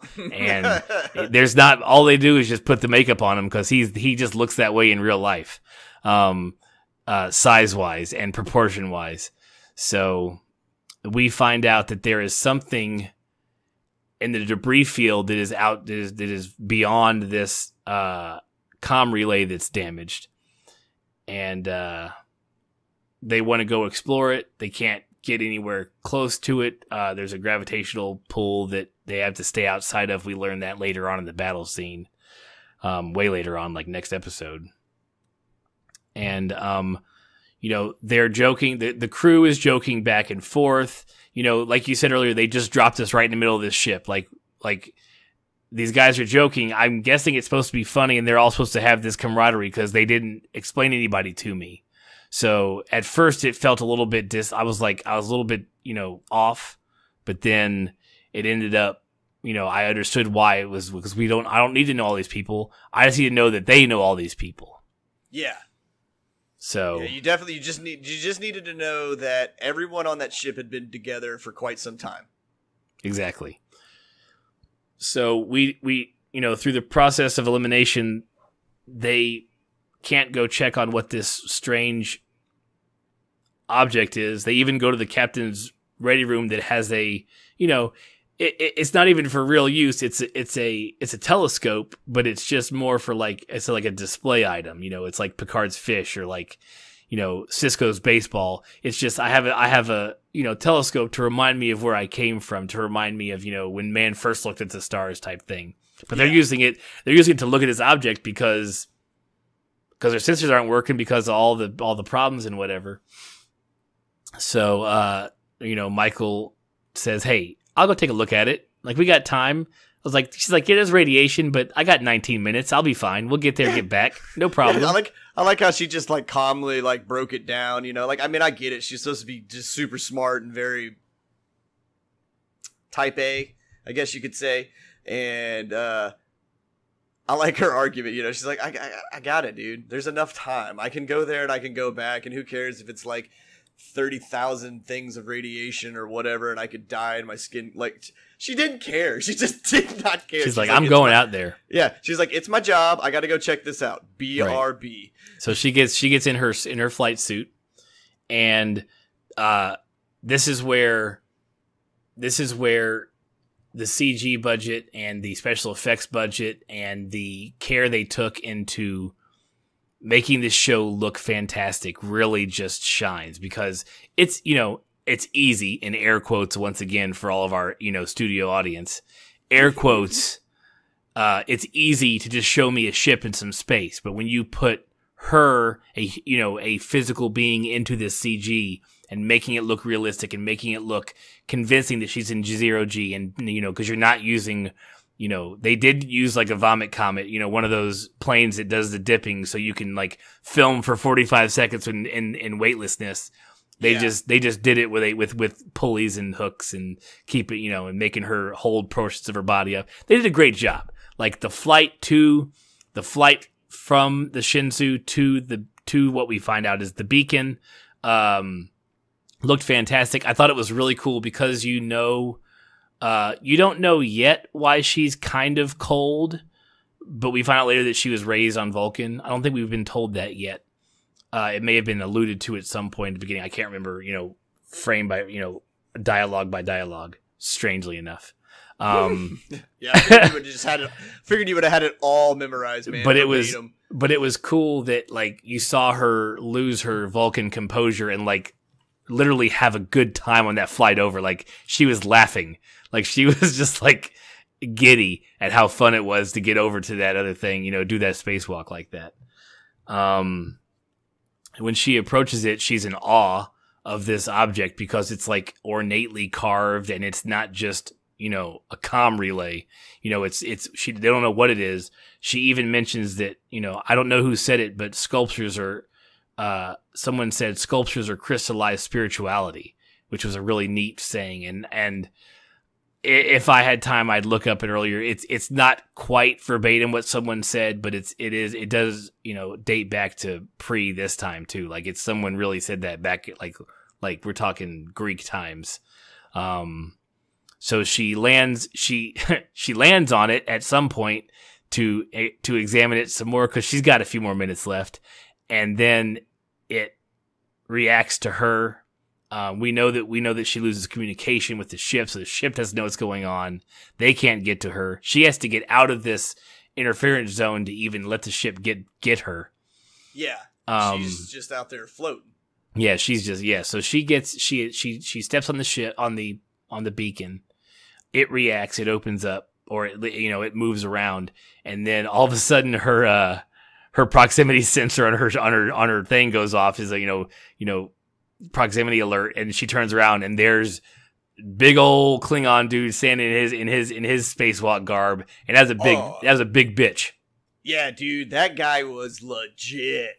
Like, came out and had his like whole get up on. I was like, that suit is amazing. I was taken back. I was like, dude, I want to get in it. Like, I was like, be in that suit. Yeah, I was like, give me a theme park where I can go jump in that suit and like walk around for 10 minutes. That's all I need. I'd be happy as a lark. Yep. And he did, the suit has just enough time to verify a Klingon logo on it before he swings his batleth at her, and she sidesteps it just barely. He misses. She kicks on her thrusters and literally just pushes the other end of his batleth through his chest all the way through his spine, and he's done. Yeah, dude, I really was like, oh man, we're about to have a space battle, and then I was like, oh man, we just had a space one-hit knockout. Right, and she just, her and him collide with the object, and she's knocked unconscious, and we're left with her just floating, and them trying to reach her.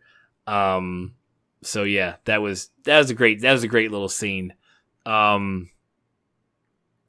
So the next scene we get is with the Klingons, on Takuvma's ship, and they have the casket, the burial casket for the Klingon who was just killed by Michael that we find out. And we see a very, we're talking ornate. Like, this is not just a coffin. This thing is something special. Yeah, if you'd ever seen anything hand carved to perfection, that is essentially what this casket was. It was a beautiful constructed object that just flowed.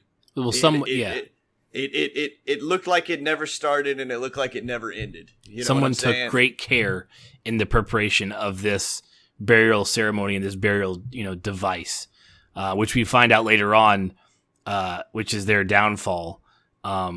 That he prepares each one by hand, by himself. Like, he does it. No one else does it. Takuvma is the one that handles the dead whenever somebody dies in the ship. So they launch the casket. You get the Klingon death howl, which, if you don't know what that is, Corey, it is alerting the Klingon afterlife that another soul is coming to join them. That's why he opens the eyes so you can see your way into, oh no, I'm going to lose my friggin' nerd card. What's the name of the Klingon afterlife? I lost it. I'll remember it halfway through this podcast and yell it at you. You'll wake up the middle of the night. Stovacor. I got it. I didn't look it up. I remembered it. Stovacor is the name of the Klingon afterlife. They're heaven, or probably hell to everybody else, but to them it's heaven. So the death howl, them all screaming, is alerting Stovacor that another warrior is coming to them in the afterlife. So that death howl was first seen on The Next Generation, season 1 or 2, very early. Worf and a couple other guys do it, and then you see it throughout the rest of the DS9 and Voyager, stuff like that. So it's pretty cool. It's a very Klingon thing, and they're keeping aspects of the Klingon culture that have been established. They're keeping it. They're just updating the look and feel, and I'm fine with that. That's back to my whole rant at the very beginning. That's where I'm going with that. He's like, coming full circle, guys. Coming full circle. This is all on purpose. I haven't had enough bourbon that I forgot what I said at the beginning, but we're getting there. I'm just saying.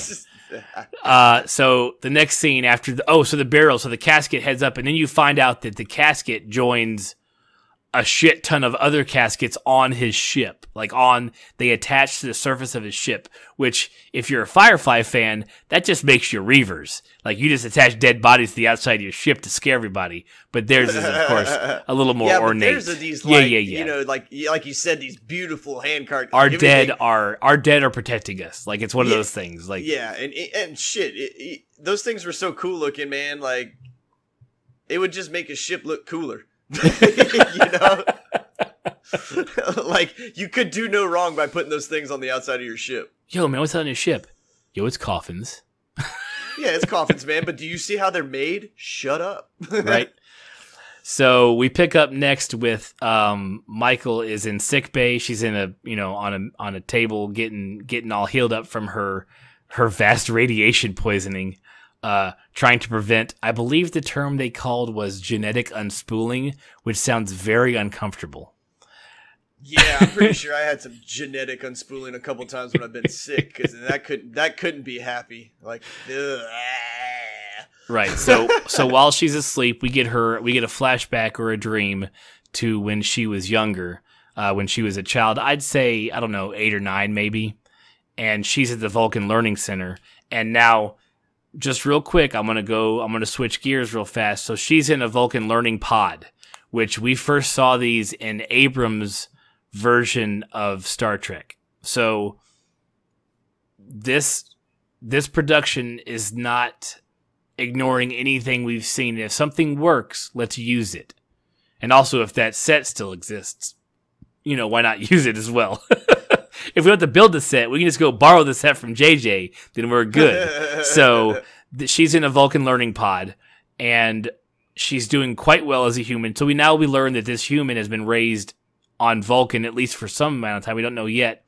We don't know yet for a very short amount of time because we happen to be watching when she's going through a history lesson on her Vulcan pod, and it gets to an attack on the human Vulcan science outpost on Doctari Alpha, which we learn was a Klingon terror raid happened there and killed a bunch, if not all. They ask how many survivors, and she doesn't answer. I'm guessing the answer was like one, her, or like a few, not her parents for sure. So yeah. We also see Sarek for the first time. And I forget the name of the actor who plays him. I should know this, but I don't have it pulled up. But it's the guy who played Dexter's brother in the first season of Dexter. He's a fantastic actor. He was also on the After Trek episode, the Talking Trek show that came on after the first two shows. It's going to happen after every show, as for the whole first season at least. He's plays a great Sarek. There's been a few Sareks over the years, and I think he's going to do a fantastic job. I think he actually does a better job of showing how much of almost a rebel Sarek was, because as we know, us Trekkies know, Sarek married a human, which was very kind of, not supposed to have, people didn't necessarily celebrate that on Vulcan. But so he was always kind of, so I think he for a second there, he's almost too emotional for me for a Vulcan, which means he just barely shows any emotion towards Michael. So, it was just, he's going to be a great Sarek, I think. I think the actor's fantastic. He's going to do a good job. He did a very good job of showing compassion without affection. Compassion without affection. Yeah, without like doing a hug or right, because he's like not going to do that. Correct. He will never do that. I mean, I understand he'll never do that, but I'm saying like just in his voice and like his eyes and everything, you could tell like there was emotion there. Her. Yeah, there was emotion there. You could tell he loves her, but they're Vulcans, so it's not like he's going to be like, "Hey, Pumpkin, I love you." Right. No, he's not. But there was definitely, and that's what for a minute threw me off, because I was like, oh, dude, are you showing too much? Like, you're showing too much. Like, every Sarek we've seen so far has been so stoic and so, like, put together. But the real Sarek, from his backstory, shouldn't be that put together. He's got a half human, half Vulcan son.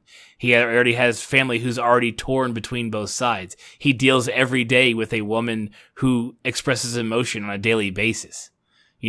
So he should be more quote unquote emotional for a Vulcan, which we were actually seeing. So I feel like the actor is doing it a service by playing him a little more emotional, just a little more Vulcan emotional, which is not very much, but just enough. So Michael wakes up in sick bay and finds out she's been out for 3 hours, and she's like, oh shit, and like just gets up in the middle of like radiation treatment, and the doctor's like running after her like, you don't want to go through genetic unspooling, it's not very it's not a way you want to die. And she's like, I don't care.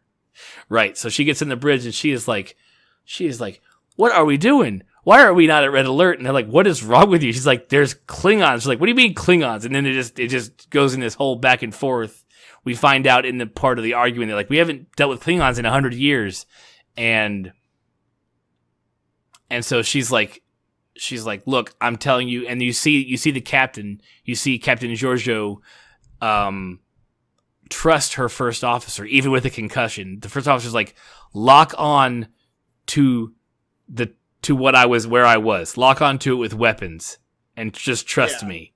And the minute she locks on, Takuma's ship decloaks, and they're like, whoa, don't mess with my that's my toy out there. Don't lock onto it. Now, that being as cool as it was, what we find out very unsubtly is that this is the first time Starfleet has seen cloaking. they all were like, where'd that ship come from? So no one knows what a cloak is. And we find out later on that this is the only Klingon ship that has cloaking technology currently, and no one else has it right now. I don't know if the Romulans do. I don't know the whole timeline, because I know the Romulans also have cloaking technology. But T'Kuvma, to the Klingons, according to the albino, developed this cloaking technology. So it was very cool to see, like, they're like, oh shit, they can do this. What is this? It was very cool. Yeah, like I was trying to think what, like I thought Star Trek always had cloaking. You know what I'm saying? Like I didn't realize that there was a time gap. Like I didn't realize it was something we probably stole from somebody or acquired. You know what I'm saying? Like I don't know the background of how we got it or learned it. Yeah, I know you're gonna get into it. So hold on. Okay, you hold on. But you hold on, damn it. People are yelling at their car right now. I want you to know that. Oh yeah. But I liked, because I thought it was the coffins. You know what I'm saying? Like, I was like, dude, how did he get the coffins to be? Like, that's where my mind went. I was like, that's awesome. He builds these things by hand, and then all of a sudden he can hide a whole fucking spaceship.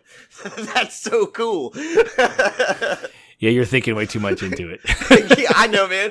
I know. I smoke a lot of pot. So first things first. The Federation was adamantly against cloaking technology forever, throughout all of the original series and Next Generation, up until a rogue admiral tries to acquire cloaking technology. No one would share it with them.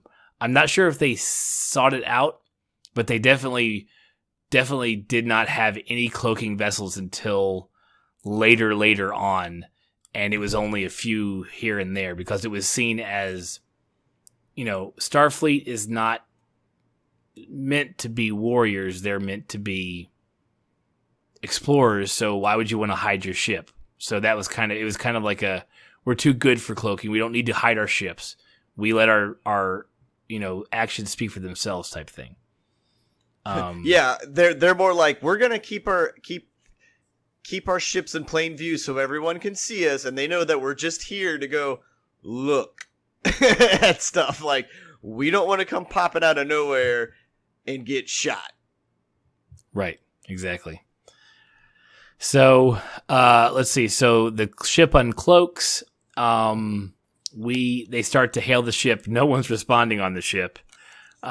We then get to the Klingon ship, and we find T'Kuvma trying to find a new torchbearer. So apparently, we learned that what Michael had landed on and killed the guy from was called the beacon, the Kahless's beacon, the light of Kahless, they are calling it.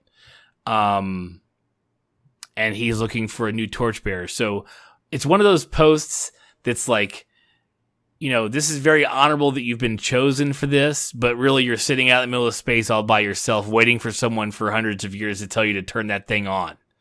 So it's, you know, it's a very honorable position, but a very, you know, shitty one. You know, for anybody who's been in the military, it's like, yeah, you get to do, you know, flag duty, you know, raise the flag for taps and stuff. And that's real honorable. And that's like, you know, that's America type stuff. But then you realize you got to get up at the butt crack of dawn and like do all this pomp and circumstance with no one watching to raise the flag up during, you know, when they play a pre-recorded version of taps. It's like, yeah, I understand why this is like honorable and stuff, but god damn it, this sucks. You know, it's one of those. Yeah, man. It's like, I totally understand what you're saying, because it's like a very proud moment to be selected for that. And it's like also at the same time, when you're up that early, you're going, the only reason I am doing this is because somehow I feel like this is a proud moment, and I am not gonna like ruin that proud moment by being a jackass and not doing this, you know? So like you always roll back to the nostalgia of getting selected for it to get you through doing what you have to do, because you go, this fucking sucks now. Yes, and I'm speaking from personal experience at Camp Lejeune for like it's a month rotation that you're doing taps, and it's a pain in the ass. But I did it. I did the flag raising and flag lowering every morning and evening for a month or 2 weeks. I can't remember what it was. That was a long time ago. But yeah, you're absolutely right. So we learned that the beacon manning is passed down by blood first, and he goes to the guy who's the next in line by blood, and the guy's like, do we think anybody's going to actually listen if we turn this thing on? Like, so he's definitely not worthy of manning the beacon, next in line from the guy who just died. So we get the albino Klingon that's on the crew who's like, I'll do it. And he's like, I'll do it so bad, I'll put my hand in the fire to make you let me be the torchbearer. Yeah, dude, that guy straight up put his hand in there and just kept talking and talking and talking. And I'm sitting there going, your hand, what the hell, man, your hand. And he's like, don't even care. And then he pulled it out of the fire, and it wasn't even, like, crispy. There was nothing wrong with it. I mean, it was burned, but it wasn't like you can't use it. It was just yeah, that's what I'm saying. It looked like he just had ash on like he like got smeared by soot somehow. You know what I'm saying? Right. So he gives him the blade. He gives him the sacramental blade. I'm guessing maybe even the family blade of that other guy, because he at first Takuvma tells him he's not worthy. Which on that crew, I think it was more of like I'm gonna call you unworthy of this because you are son of none. He called himself, the albino called himself son of none because he's definitely an outcast. And Takuvma tells him he has no family blade to inherit, and then he gives him the blade and tells him to go light the beacon. So, yeah. Yeah, that was cool, because I think that, like you said, it was like you're not worthy because prove it. That's all it is. Like, if you're on my ship, I know you're cool, but prove it. Let's see what you're really into, man. Right, like, and he goes, so watch me stick my hand in the flame and tell you how awesome I am. He's like, basically, he's like, okay, I'll prove how badass I am. Like, I really want to see the albino fight, because I feel like he is just going to wreck whoever he has to scrap with. Well, okay, and I'll jump ahead for a hot second, just because of canon, because it's our podcast, goddammit. And you do get to see him fight when him and Takuvma fight Michael and Captain Giorgio, and he goes straight. No, don't give me that. He goes straight Oberyn. He goes straight the mountain from Game of Thrones. He goes straight to the head crush. He has her in that shit, and like they do it where you can hear the sound effect of like her skull cracking a little bit before she gouges him in the eye. I was like, dude, you're going straight for the head crush right off the bat, bro. Oh yeah, no, like that was him just showing how much of a warrior and how he can easily destroy a fragile human. But I want to see him fight another Klingon. That's what I'm saying. Like, I want, because he's gonna be. You're gonna have to say the guy's name, the dude, Takuvma. The guy. Yep, there you go. So he's like his right hand guy, and there's gonna be some jackass that's like, "Oh, that's your right hand, the old white albino guy." Poof, ha ha ha ha ha. Well, he'll be the one that takes up the mantle of carrying his name on when he dies at the end, anyways. So yeah, he'll definitely have to put some folks in their place. Don't worry, it'll happen. Yeah, that's what I'm saying. Like, I want to see him. It's coming. Scrap with somebody, because dude, he just looks like he's got pent up preteen aggression that needs to get out. Right, you don't fuck with a tiny guy, because that dude's around because he killed somebody. Like, that's the guy you don't fuck with. Like, wait, you got a whole group of these big bastards and one tiny dude. That tiny dude's the one you don't fuck with, because that dude's there because all the rest of those guys think he's cool enough to be there. Yeah, exactly. So after the presenting of the Batleth to the albino, which I really should have his name in front of me, but I don't. I think it's like Kos or something. We are back on the Shenzhou, which we find them scanning the ship because no one's responding, so they're scanning the crap out of it. They find out that it's covered in caskets, sarcophagi. And Saru even tells her that some are hundreds of years old and some are, mere hours old, being like the newest one that's there. So my question is, So we learn in the flashbacks that like he raised up his father's ship, but were the coffins already there? Did he go around and like dig up? Well, where did I read this? I'm getting my facts mixed up, but right now, as the Klingons stand, they don't see a body as anything other than when the soul leaves it, they don't care. But this guy has made it. Takuvma has made it where the body matters. Like the soul is left. They've sent the soul to Sto-vo-kor, but the body still, serves its purpose as protecting the ship or ornating the ship. So I'm wondering where if they have bones that are hundreds of years old, are they digging up, bones on Kronos, which is the... Well, what if his dad just did the same thing too? That was my other thing. Like, when he found the ship, were all these coffins already attached to it because his dad was doing it back in the day, which is possibly. And I bet his dad did it, but his dad did it like you said, like the Reavers. Like, hey man, look at all the people. Hey, they're my people. I got them hanging off my ship. Like, I can easily add another body to it. Like just a pure intimidation thing.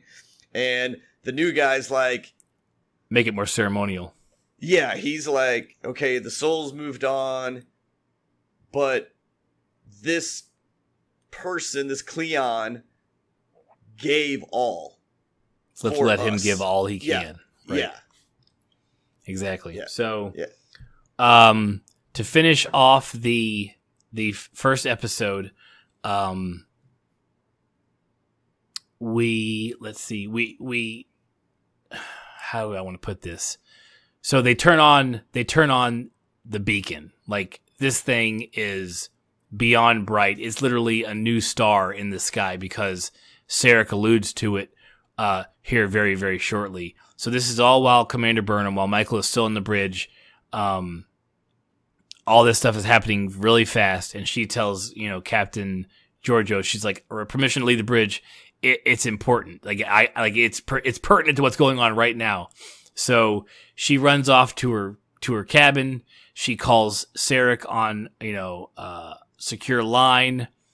They have a conversation. She asks him, he actually says the quadrant reports a new star in the sky, which means this beacon is bright. Like, when this star turns on, everybody's seeing it and through the whole quadrant, which, someone, let me talk to you about, like, you think I'm a Star Trek nerd. Someone did the math on like where they are as to where, how big that a quadrant is and how long it takes light to travel that way. And there's no way that Sarek would have known that by now, but I don't care. It's just fucking cool that they turn on a goddamn star. That beacon just turned on a new star that, like, all the Klingons were like, oh, it's like the bat signal. It's literally the bat signal. Yeah. He was Commissioner Gordon and said, boom, and right. lit it up. Right. And so Sarek also, so back to your comment earlier about Sarek not showing, huggy type emotions with Michael. He says, I've heard there was an incident. He's like, if a death was necessary, I'm satisfied it was not yours. That's literally as like close to like, I'm so glad you didn't die. Like, I'm happy that you did. That's as close as he gets to saying that. Yeah. Yeah. You're like, oh, damn, man, that's cold.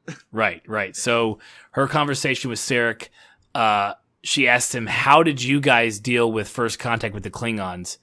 How did you, knowing how passive and how calm your people are, how did you guys create peace between the Vulcans and the Klingons? And he tells him that after the first Vulcan ship met with the Klingon and it was destroyed, the next thing they did until the Klingons reached out for talks is every time they saw a Klingon ship, the Vulcans opened fire with every fucking thing they had on whatever ship came across the Klingon. And I'm sure a lot of Vulcans died. I'm sure a lot of ships, but it gave the Klingons the respect of the Vulcans. Like, these folks are willing to risk it all to, they're respectable allies. Goddamn, we blew up one ship, guys. Cut it fucking out. All right, we'll talk about it. Right. So Michael runs back to the bridge and she says, Captain, we need to lock everything we have on that ship. And the captain's like, fucking why? We're Starfleet. We don't fire first. She goes, I have it on good authority. Like, the Vulcans did this when they first met the Klingons. It's called a Vulcan hello. We need to get them a Vulcan hello. And then at that point, I was like, ooh, the title of the show is way fucking cooler than it was before I saw it. So, yeah, you were like, oh, title's so stupid. Oh, title's so awesome. Right. So the captain says no. She challenges her in front of the crew, which is like a very Sansa Stark move, which we talked about. Go back to our old podcast for season 7 of Game of Thrones. You'll hear us shitting on Sansa for questioning Jon in front of all of the other houses that are under Stark. We let, I'll tie you guys back. I'll plug our show. Listen to all of our podcasts. They're fantastic. Our equipment is upgraded since those podcasts, so it'll be easier to hear us now than back then, but don't judge us on that. Anyways, she questions... Don't judge us on this. Don't judge us on this, that's for sure. So she questions the captain. The captain immediately is like, in my ready room, right fucking now. She asks for privacy. The windows go friggin' opaque, which is such a fucking cool thing. Those are so cool. Those exist now, which is pretty awesome. Yeah, smoked glass is awesome. Yeah, especially smoked glass that like can go from clear to smoked like that. That's fun. Yeah. So they have their confrontation. They start coming out of it back into their normal like mother-daughter friend type, and Captain Giorgio thinks she's getting through to her. I'm not sure if she had gone into the ready room ready to do what she did, Michael. But if she was playing the captain, she did it very, very convincingly because she got all misty-eyed. She got all like, oh, you're so right. She let Captain Giorgio like get close to her to like, pat her on the shoulder. And then the part where like I almost like stood up on like from my couch when she Vulcan neck pinched her and just dropped her ass right there. I was like, oh shit. I was like, we're going here now, huh? So she walks out of the ready room like everyone's just going to be like, oh, so it's just you now, and you're ordering exactly not what she was just saying a minute ago. Where's the captain? And Saru is questioning her at every turn, and she is like losing her shit. Like, I will relieve you of duty, and then he says the M word, which is not said a lot on Star Trek at all, and that's another thing that a lot of Trekkies are mad about because there's not been a mutiny that we've seen in a long time, unless it's a crazy admiral, and then he's calling it mutiny when he's just the crazy one. So they're not real wild about the mutiny type thing, but Saru calls it. He's like, this is mutiny, which it was. And she's like, I'm trying to save you. I'm trying to save all of you. Like, it's all, we understand where she's coming from. She is taking a choice to sacrifice her career and her livelihood, her life, her freedom, to save the people on the Shinzu. Then during this confrontation, the beacon goes out. The beacon's still on. The captain, in all her badassness, shrugs off a Vulcan neck pinch in like a minute and a half, which is unheard of when it comes to Vulcan neck pinches in plots of the past. You can tell, what's cool though is like, you can tell like she is still like not there. Like she can hardly hold that phaser up at Michael, like, but you can tell that she is not there all the way back from that Vulcan neck pinch. Oh yeah, she's still working it off a little bit, but she's got enough comprehension to like get Michael, like she's like, hey, I may not be able to think about two things at once right now, but I got one thing to think about, and it's you. Right, exactly. So she comes out, and she's in the middle of what she's going to do, and the beacon goes out. And then all the sensors go crazy. And our final shot at the end of episode 1 is just Vulcan ship after Vulcan ship arriving behind Takuvma's ship. Just boom, boom. And I love Klingon ships. What'd I say, Vulcan? Yeah. Yeah, Klingon, sorry. Yeah, Klingon ships just arriving just one after another. And, I love CGI, and I love like what we have in cinema and in TV shows right now where you can show me what I want to see. And that's these ships dropping out of warp just like bang, bang, bang, bang, bang, bang. And you're just like, oh, and then it's just one of those like cliffhanger episodes. And that's when CBS is like, okay, now go sign up for All Access because we want to take all your fucking money because we're dirty bastards. And I gave them my $6 and I went over to CBS All Access and I'm going to watch every episode of The Discovery and I'm going to turn that shit off as soon as it's over. And my wife was like, hey, why don't you go on and see what else is available? I was like, no, because I don't want the analytics to show I went anywhere else on their stupid fucking streaming except for only Star Trek related content. I don't care about what you're offering me, CBS. It's a dick move that you're making me pay for this shit, because that is some of the best television. You had almost 10 million viewers for that episode 1 when the numbers came out. Now they just got 10 million new subscribers. Shut up. So, I know. Shut up. So, 10 million times $6 is a lot of millions, okay? Yeah. Yeah, so I wouldn't go knocking on CBS. I'd go, damn, man, good plan. But it's plan. A blatant, smart move, guys. It's just such a blatant money grab for a group of people you know are going to fucking pay for it or not pay for it. And, if we weren't doing a podcast, I would probably just wait until it all aired and then just order the free week, binge it, and cancel it and not pay $1. At least for the first season. You can't get the free week every time you turn it on, but at least the first season I'd be like, nope, not paying. I'd binge all 13 or 15 episodes and be out of there. But I'm doing this podcast, and I want to bring this news to you guys as quick as possible. So, that's what we're left with. I'm sorry. I got to pay the $6 to CBS. You're welcome, CBS. My podcast that makes me $0, and I do with a buddy of mine for no money whatsoever. Makes, I'm paying my $6 to watch your goddamn wonderful Star Trek show. That's a lot of rants. And the whole time they're over there just counting their money. Right. I'm sorry. I can't hear you. My money counters are really loud. I'm sorry. I'm in my giant piggy bank swimming in my cash. like Scrooge McDuck, that shit. Like diving in. Yeah.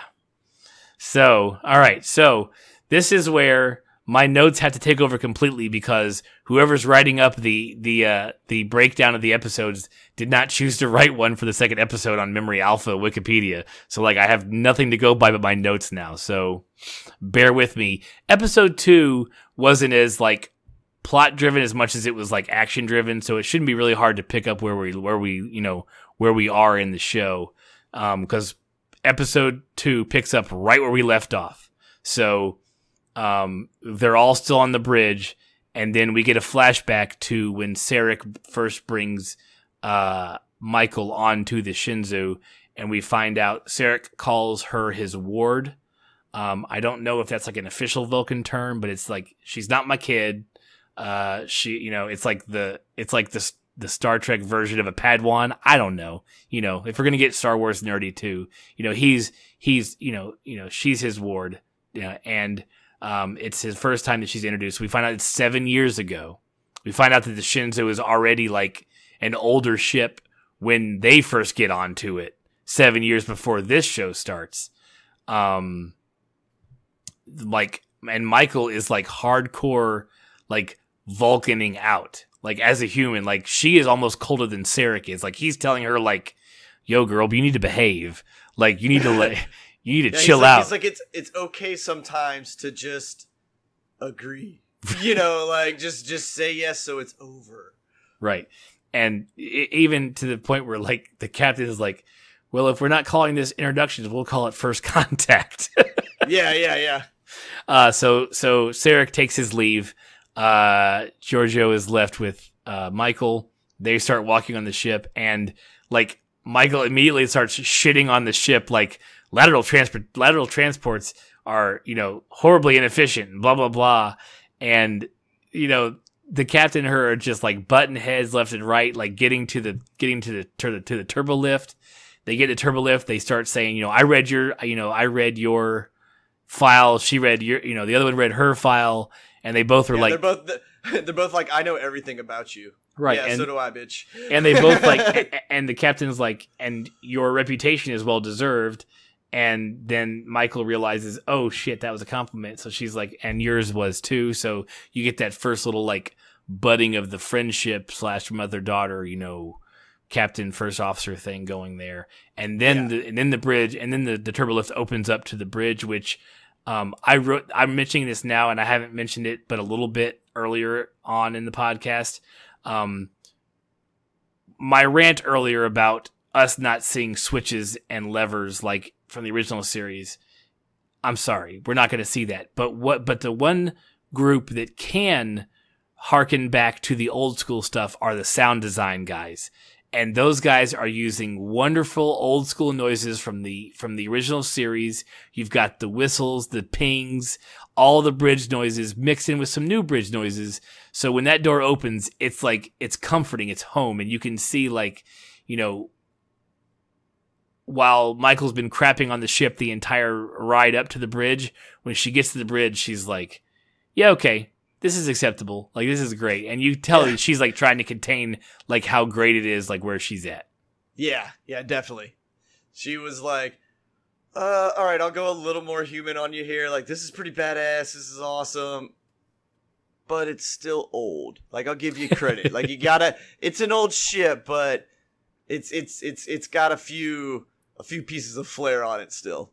Right. So then we get back to present day. Where she is being held at gunpoint. We find, or at phaser point, I guess, we find out that exactly 24 ships showed up to the beacon. So you have every house of the Klingon, you know, race showed up. And that's a big statement, because even as much of deniers as they are, you can tell that when that beacon lit, they were like, well, I'm not going to be the one who doesn't show up. So they were like, I will not be that guy. Right. I may be the guy that leaves after I get pissed, but I'm not going to be the guy that doesn't show up at first. Yeah. So he has united the Klingon, you know, he has brought them all together at least, which hasn't been done in forever. And then Captain Giorgio has Michael escorted to the old brig. And then the awesome intro that we like kicked in. And we move on to the so we see we're back on Takuvma's ship. Takuvma is not there. The albino is kind of holding off all these holograms of all the Klingons that have showed up, all the heads of each household. They're getting extremely impatient. Yeah, dude, that one guy rips into the albino like, why are you even here? Why are you looking at me? And so Takuvma shows up. And he's like, I hear you talking about, you know, all these selfish, my time, my ship, my whatever, but I don't hear you talking about my honor and my duty. And he puts them all in their place in like 5 seconds. Yeah. And then we get, during his monologue, we get a flashback to his childhood where he talks about, well, he's telling the story to the 24, and it's part of this flashback because he says, when I was a child, I found my father's ship that was, you know, laid to waste. It had been forgotten. He restored it. We restored the honor to his house's name. We see a scene during this of like when he first gets on the ship, there's a bunch of Klingon kids like playing, and he's a kid. And he confronts those kids, and it goes about as well as you would expect it to go. Yeah, man, he got worked over. Yeah, they pretty much just skull stomped the shit out of him. The hologram council, I call them the council because I'm used to saying the council, but there's no council right now. But the hologram group of Klingon households are like shitting on the fact that he has albinos and outcasts and everything on his ship. And then all of a sudden, like the albino guy jumps up and says, Takuvma has invented, you know, a way to hide our ship from the enemy. So that's where we learn originally that Takuvma is the one who has invented cloaking, at least for the Klingons themselves. So as they find that out, like, you get a couple houses get pissed and leave, but a couple are like, no, we'll stay in here more. I'm good. They're starting to get swayed over to his side, to the whole unifying the Klingon Empire type thing. Yeah, they definitely, how do I put this? Like, listen to him, and I mean, they bought into him like real quick. And it didn't help that all of the Starfleet ships that they called in like arrived perfectly in his monologue to like sell his point, because he like walked back to the window. He's like, "Look, here they come!" And literally, it was like, boom, boom, boom, boom, boom, and here all these ships. It's like, oh, dude, were you like watching a screen? Like, were you watching? Was there like a countdown of like, did you? Come on, that was way too planned. Yeah, no, that guy was like, no, I just got it, dude. I just got it. I just got it. Right, exactly. We find out, and it's kind of important, but kind of a bitch move that we're back on the Shinzu. By the way, we find out that the ships are arriving, but the admiral's ship, the guy who really told her to just not do anything, his ship isn't quite there yet. Like, he didn't quite hit warp as fast as everybody else did. You know, kind of a douche move, kind of like how you expect most higher ranking officers. You know, you don't have very many of those first boots on the ground motherfuckers out there anymore. So, you know, the admiral's ship isn't quite there yet. But the Klingons decide to lift the communication jam between the two ships, and since that's because Giorgio was going to have the admiral do it, but he's not there, so she takes the lead, and she, you know, tells them, "Hey, you know, we have two choices. You guys either go away or we open up communications," which is cool because she doesn't say, you know, we fight. But she makes his point for him, because as she's giving her speech, he goes, "Here it comes," and she goes, "We come in peace." And like all of his folks who heard that shit earlier was like, "Oh, she said it," and then like, "Oh, it's just," and then so they all start chanting "Remain." There's a whole chunk of dialogue, and they start chanting "Remain Klingon" in Klingonese. They start chanting it, and then the response to her hail is shit hitting the fan, and they just open fire on every ship there, and just people are going. I mean, just ships are, you know, we're evasive maneuvering, you know, Alpha 5s all over the place, and we're just doing all kinds of crazy stuff, and it's a great space battle. I'm glad to see that it's in the like the way Abrams, like J.J. Abrams Star Trek, like it's the fast paced, you know, a lot of phaser fire, a lot of like craziness going on. It's not just like fire. It's like fast stuff. This thing was a full blown like dogfight with massive ships like going at it. It was like, and then there's like, it was awesome. I'm so glad you made the sound effects for that. Oh yeah, dude. There was no. Yeah, I had to go all onomatopoeia on it, man. There was no way. There was no way we could not describe that without doing the sound effects. Very true. I need to. Yeah, at some point we'll have a budget where we can actually just pipe sound effects into this thing. We can push a button, you know. Yeah, we don't have that yet, but yeah, the Shinsu takes some pretty big hits. As is common with all Star Trek ships, they put plasma conduits right underneath their panels, so anybody sitting in front of a panel gets blown up, you know, they get messed up or killed. And Connor, we find out his name is Connor, takes one right in the face. He's shaken but not stirred completely. So the captain's like, "Can you make it to sickbay?" He's like, "Yes." At which point he makes it to the brig, which is definitely not sickbay. Because he like walks, he's like, "Where's the doctor?" And she's like, "Dude, you're in the brig." Yeah. It's just like, hello? You're in the wrong spot, man, and you look a little wobbly. Buddy. Are you sure you're feeling okay? And it was really kind of cool because, and you and I talked about this before we started recording. We actually talked about it yesterday. So he's badly concussed. He doesn't know where he is. And at that time, we get him stripped down to like just what his brain at its basic functioning level is telling him. And he goes into this monologue about, you know, why are we fighting? We're Starfleet. We're explorers. We're not soldiers. And that's a running thing throughout all of Star Trek, is that Starfleet is not a military. It's not equivalent to the Army or the Navy or the Marine Corps. It's not equivalent to that. They're explorers. They have defensive mechanisms on their ship, phasers, photon torpedoes, but they're not, their main goal with those ships are not attack. It's all for defense. If they have to. Yeah, everything they have on their ship is geared towards defense just in case. Exactly. You know, like what if this happens? Right. So it was really kind of cool to see that. To see them let him give that speech, because soon thereafter they take another bad hit and his poor ass gets sucked right into space. Yeah, dude, I'm not gonna lie, man. I laughed when he started floating away. Well, something I saw somewhere because I was just like, "Oh, dude, he's so just out there floating away." Like honestly, I was like, I was waiting for another ship to come by to like clip him because he was in so much debris. Right, like I was just bounce off somebody's windshield. I was waiting for him to bounce off something. I was like, I swear to God, if he bounce off this, I'm gonna die laughing. I won't be able to hold it in. Right, and what a nice little nod to the Star Trek lore. If we hadn't noticed before, because the uniforms they're new to us. He's a red shirt, like he's of the security branch of Starfleet, so he was a red shirt. So him dying is like a nod to the whole red shirt. Red shirts always die first type thing.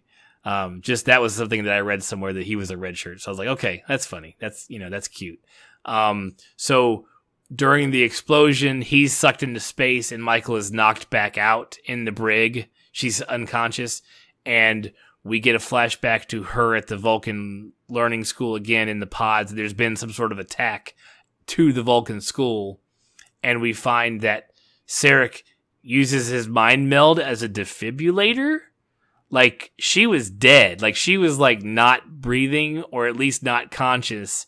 And he uses his mind meld to, like, bring her back. We'll find out later that he used part of his life force to, like, bring her back. His Katra, as the Vulcans call it. So I'm guessing she was, if not dead, pretty goddamn close to being dead when he did that. Or it was one of those things where maybe it wasn't like a life or death thing, but the situation was like he was like, I need to get her awake. Right. She needs to be able to move, otherwise she's going to die. Like I don't think it was like one of those things where, she was about to go. She was like, dude. I don't think it was one of those. I just think it was like he loves her. Right. And that's kind of what that was. It was like, I gotta save her. Right. Exactly. I completely agree with you. We don't know what she was, but whatever it did, it took a toll out of him a little bit. It left something with her. Something of him is now with her always. We find that out very shortly. So after that flashback, we're back on the brig, or we're back in the brig, and we see that her brig room is a lot smaller than it was a minute ago. So the emergency force fields have activated, and she has got about a 5x5 space of like, oh shit, like that's all I got. Like everything else is just open space, and there's like, the force fields keeping everything from going, sucking you right into space. We go back to the bridge. The captain learns via the scans that like the next group of decks that were damaged in that blast was the deck that the brig was on. So like you see her like, I just sent my friend, she's dead. Like I just killed this girl because, of what happened. Yeah, she had that big what's the look on her face I want to call it? Like she realized that she may have lost someone, but she also goes like, there's too much other stuff going on for me to react to it. Right. She has a very short amount of time to react to what happened. Yeah. Right. So it was, and we're all like, dude, she's safe. Don't worry about it. No big deal. But you could really feel it. Like she really looked and felt like she lost. You could tell she was hurt real bad. Yeah. Yeah. So then we're back in the brig, and we get what we were alluding to earlier, this long-range mind meld that Sarek can do with Michael because of what he did during that bombing that we saw. Like, he can do it, and he's, he's like, I can see by your current situation that my counsel about the Klingons didn't work. Because she's in the brig. So, yeah. We also see that this kind of communication like hurts him like majorly. Like he shows pain, which Vulcans do not do. And he says, the physical cost is significant to him to communicate this way. And I speculate, me and me alone, myself, Clay, speculates that, when we see Sarek in the original series, which is only supposed to be 10 years later, he looks significantly older than this current Sarek looks. And I'm wondering if this communication like caused him to age physically a little bit more, take a couple years off his life, not to 50 Princess Bride style, sucked a little bit of life out of him. I could see that. Maybe it's an idea. It's just something he mentioned it. We're used to analyzing every bit of dialogue in a show, i.e., Game of Thrones. So it may be nothing, but they will try to. This show will definitely try to elbow its way into the lore and into the canon. So there'll be times where they can actually just say one thing to get them back in line with everything. So for Sarek was really old when we saw him in the original series. Well, he communicated with her via long range, mind meld, so it aged him significantly because of that. We'll see. Who knows? But that makes sense though. That's actually a pretty good thought there. It's cool to be amazed. It's okay. I appreciate that when time to time when you actually wow me. We've known each other way too long for it to happen that often, so I do relish those times. Yeah. Well, it's very special when it actually comes around. Now. I feel like I should have like a little cupcake and light a candle to celebrate. Note it in the log. Nerd. All right, so Sarek, his whole point is he tells her to get up and find a way to help. So there's another big hit. So we're back on the bridge. There's another big hit. The Shinzu is now adrift. It is disabled. The Klingon warship who was tracking them pulls away. I don't know. We don't know if they pulled away because they knew they were going to get sucked in. They were caught in some gravitational pull anyways. They're like, why they're going to get finished off by this anyways. They're not a threat. Or if they're not worthy enough to finish off because Klingons, you're not a worthy adversary if you're a ship adrift. So right before they are about to impact a large meteor, the Admiral arrives. Nice of you to show up to the battle now, bro. But you get yours in a second. Sorry, I hate to say that. But the Admiral grabs the Shinzu in a tractor beam, and then the Admiral hails Takuvma's ship. Takuvma, it says something to the effect of, he speaks with the Admiral for the first time he actually responds to any of these hails, and he says, "I've been waiting for someone worthy of my response." And Takuvma's response, he's like prepared to accept my envoy to the Admiral.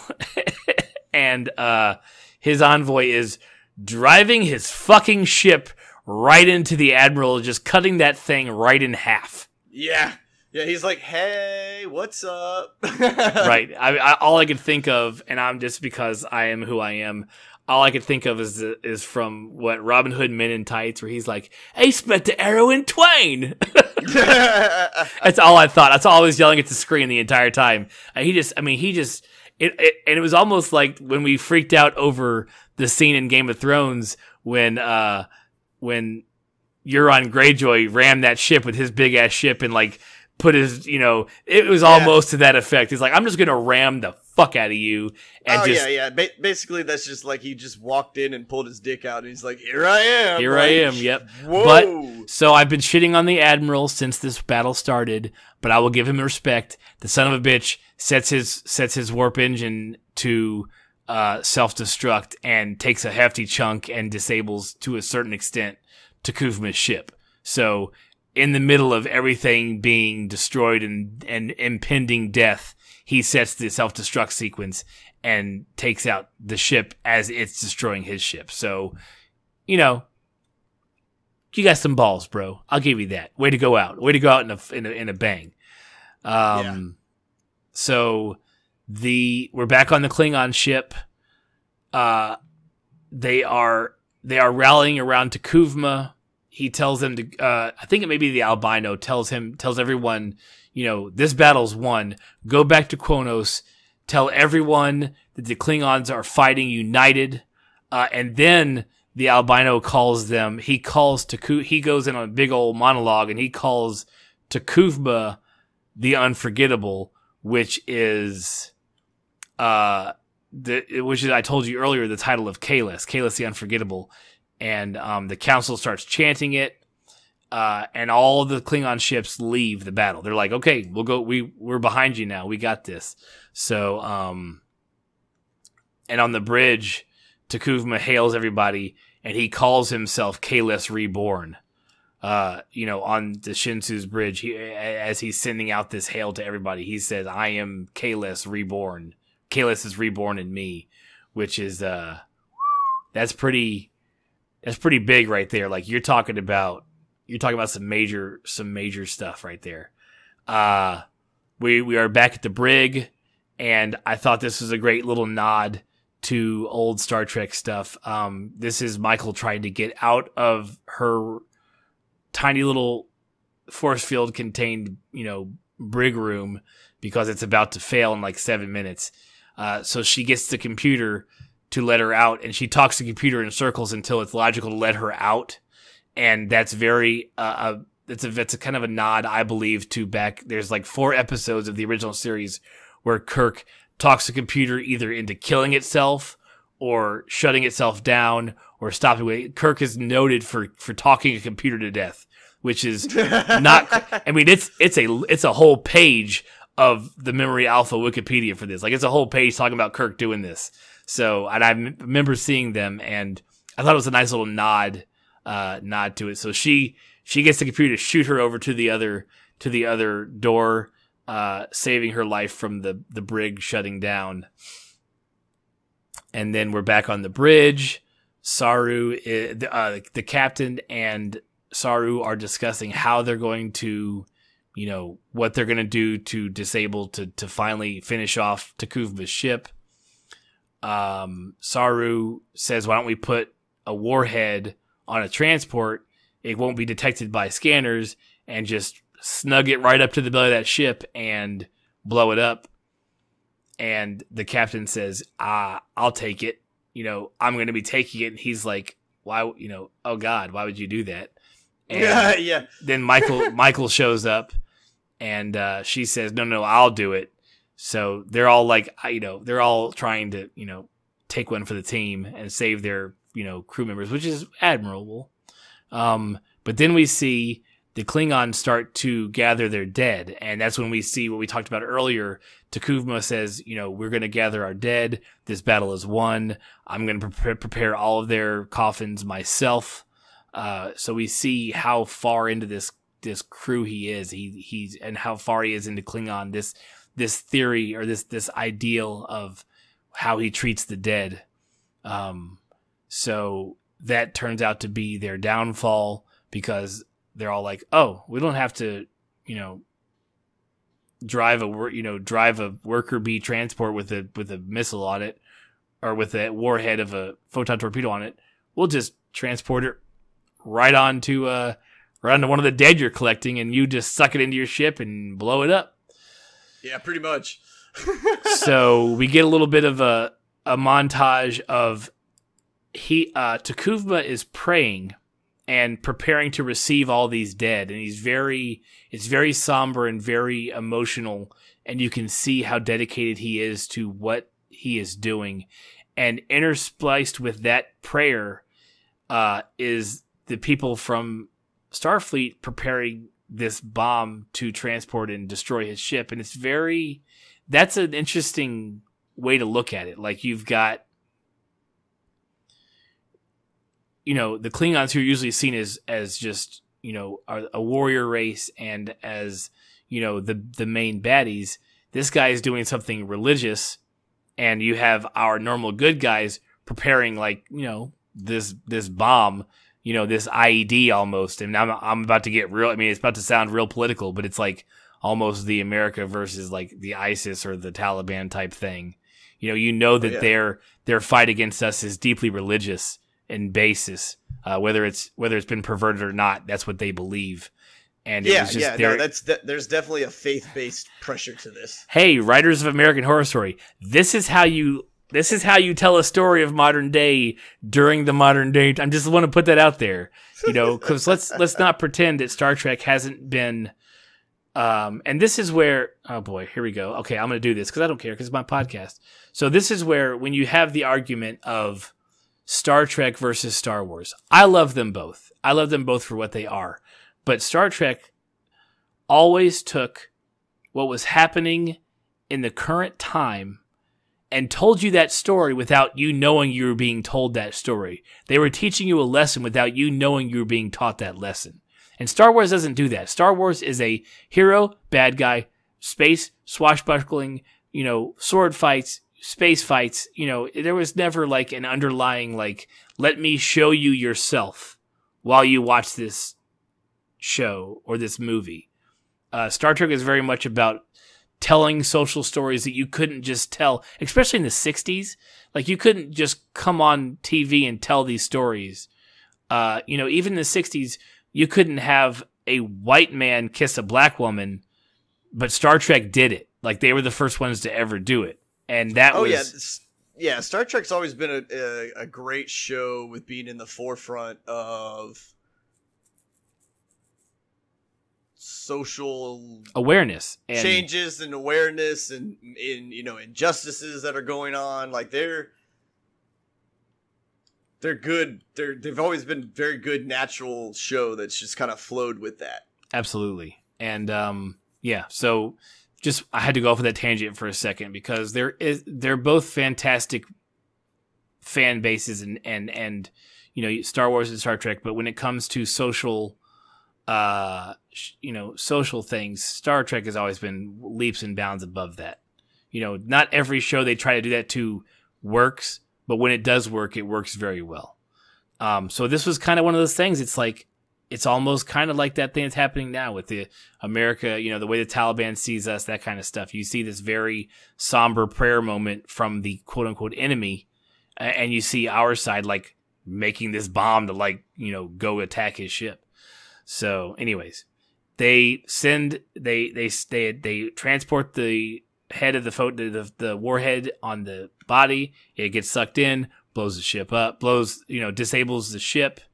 And then the captain and the commander, Giorgio and Michael, transport over to the ship and start stunning everybody they can see, trying to capture Takuvma, because earlier on, I don't remember exactly where it was, she says, you cannot kill him. Oh, yeah, you cannot kill him because then you make him a martyr. A martyr, yeah. You can't give them someone to rally around or rally behind by killing him, which I'm like, why did we even, the only part about the plot that messed with me is like, then why did we send the bomb in the first place? Was it to disable the shields because they couldn't transport over there until they had disabled, something? But like, we kept talking about this bomb, but it never acted like they weren't trying to destroy the ship. But so plot got a little wonky there for a second, but it is what it is. The captain and the first officer transport over. They start clearing the bridge, taking out who they come across. And they finally come across Voke. That's his name. I got it written down here finally. Voke is the albino, and Takuvma are versus Michael and Giorgio. And Voke attacks Michael. Takuvma attacks the captain. Voke slaps on the head crush move right away. She gets him out of it in the eye gouge at the end.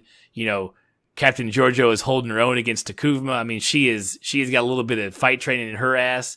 She's given him a good whooping as well. She gets her licks in as very, very well. Sadly, she gets it right in the heart. She is dead. At least we think so. Someone mentioned it on one of the Facebook pages. They were like, do we think she's actually dead?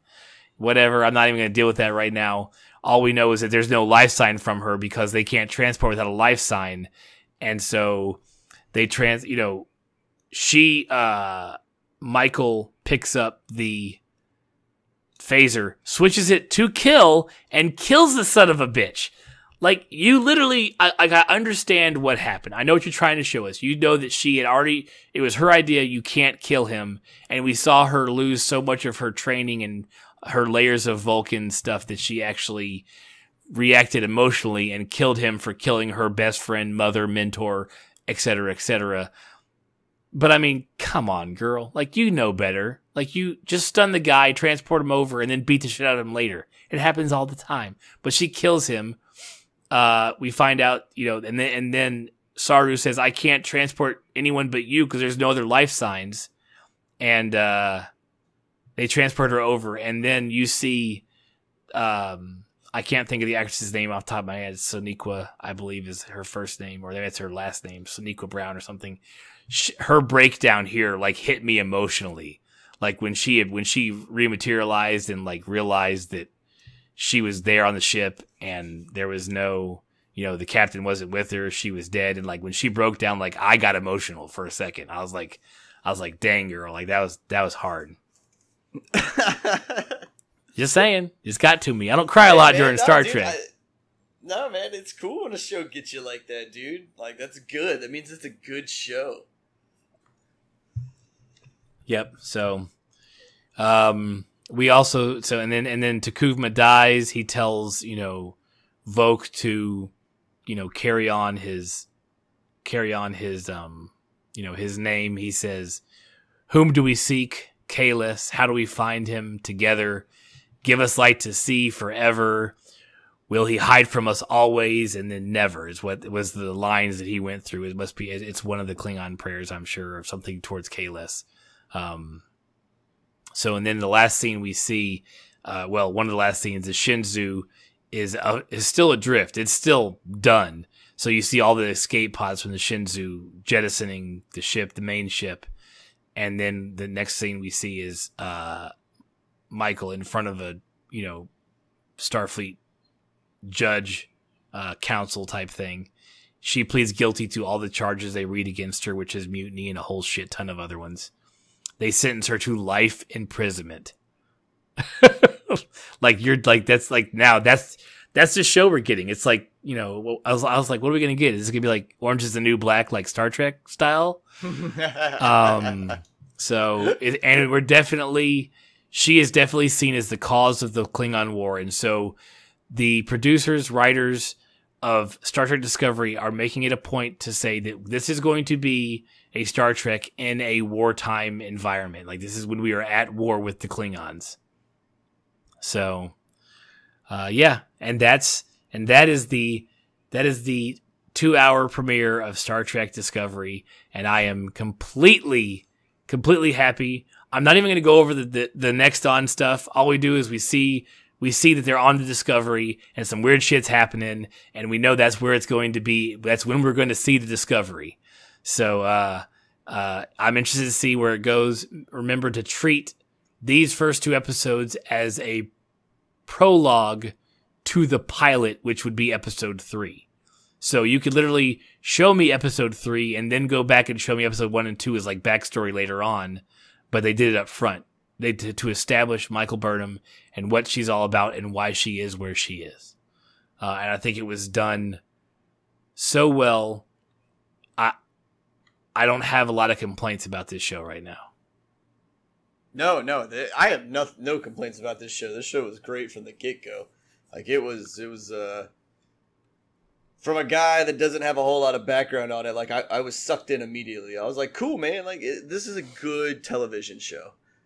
It's just well written. It's visually pleasing to no end. Like everything you see in the show is awesome looking. I mean, I could look at that sarcophagus for an hour and a half. Just like just take the camera, slow start pan at one end, and just slow pan across that whole thing so I could see the detail. Do you think CBS made a mistake by putting it all online? No, man. Like, look, dude. I don't care that big companies make money. Like, that doesn't bother me at all. I think this was a super intelligent move on CBS's part. Like, they definitely funded season 2 all by the new subscribers. Yeah, man. Like, it sucks, but I admire the move. But I also hate cable companies with a passion. Right. So, for this kind of stuff, exactly. Yeah. So to me, I'm like, hell yeah, dude. I'd rather drop $9 on CBS and get a badass show and then just watch it through the internet. Like, I don't care that it's not on standard cable. Right. But you're a cord cutter anyways. I still have I'm a cord cutter anyways. So to me, I'm like, haha, that's why you don't have cable, jackasses. So yeah, it will I hope that the viewing numbers are large no matter what. I'm glad, the only good thing about being online is that it shouldn't require as many viewing numbers to stay greenlit for the next season. So hopefully the amount of subscribers, at least for, even if you're talking 10 million subscribers for 1 month or 2 months that you air the show, you're talking still a shit ton of extra money to go direct. If you put that directly towards the next season, that's a lot of money. So, we could talk about this for another hour and a half, but I'm looking at an hour 51 right now, and I don't even know. This is going to be the longest. I don't know how I'm going to get this podcast to fit where it needs to go, but we will wrap it here. We want to thank everyone who stayed for the entirety of this podcast, because I didn't want to even be here for the first 45 minutes of it. So that's going for that. I'm faithful. I hope that American Horror Story goes better next week. I'm not going to hold my breath. We as always appreciate all of our new listeners. If this is the first time you found us, you're welcome. This is we are an odd one when it comes to what we like and what we do, but we do it as well as we can. And everybody that comes back week by week and listens to us, we just thank you guys immensely. We see the views, we see the listens come in, and it is uplifting to no end. Truth be told, Corey and I would do this even if no one listened, but we do like that there are a core few of you that listen every week to whatever we decide to come on here and talk about. So from the bottom of my heart, thank you very much, and I'll see you guys next week, Corey. Yeah, see you guys next week. Thank you for coming out and listening to it. I know this was a long ride, but hopefully you were stuck in traffic for it. Like, not sorry you got stuck in traffic, but hey, man, I hope you did, and you got to listen to the whole podcast beginning to end, and you enjoyed it. Because we love you guys, so thanks a lot for being with us. At least you're stuck with us. So, all right, we'll see you guys next week for American Horror Story episode 5 and episode 3 of Discovery. We should be a little bit shorter because it's only 2 episodes, not 3 total. So come on back next week.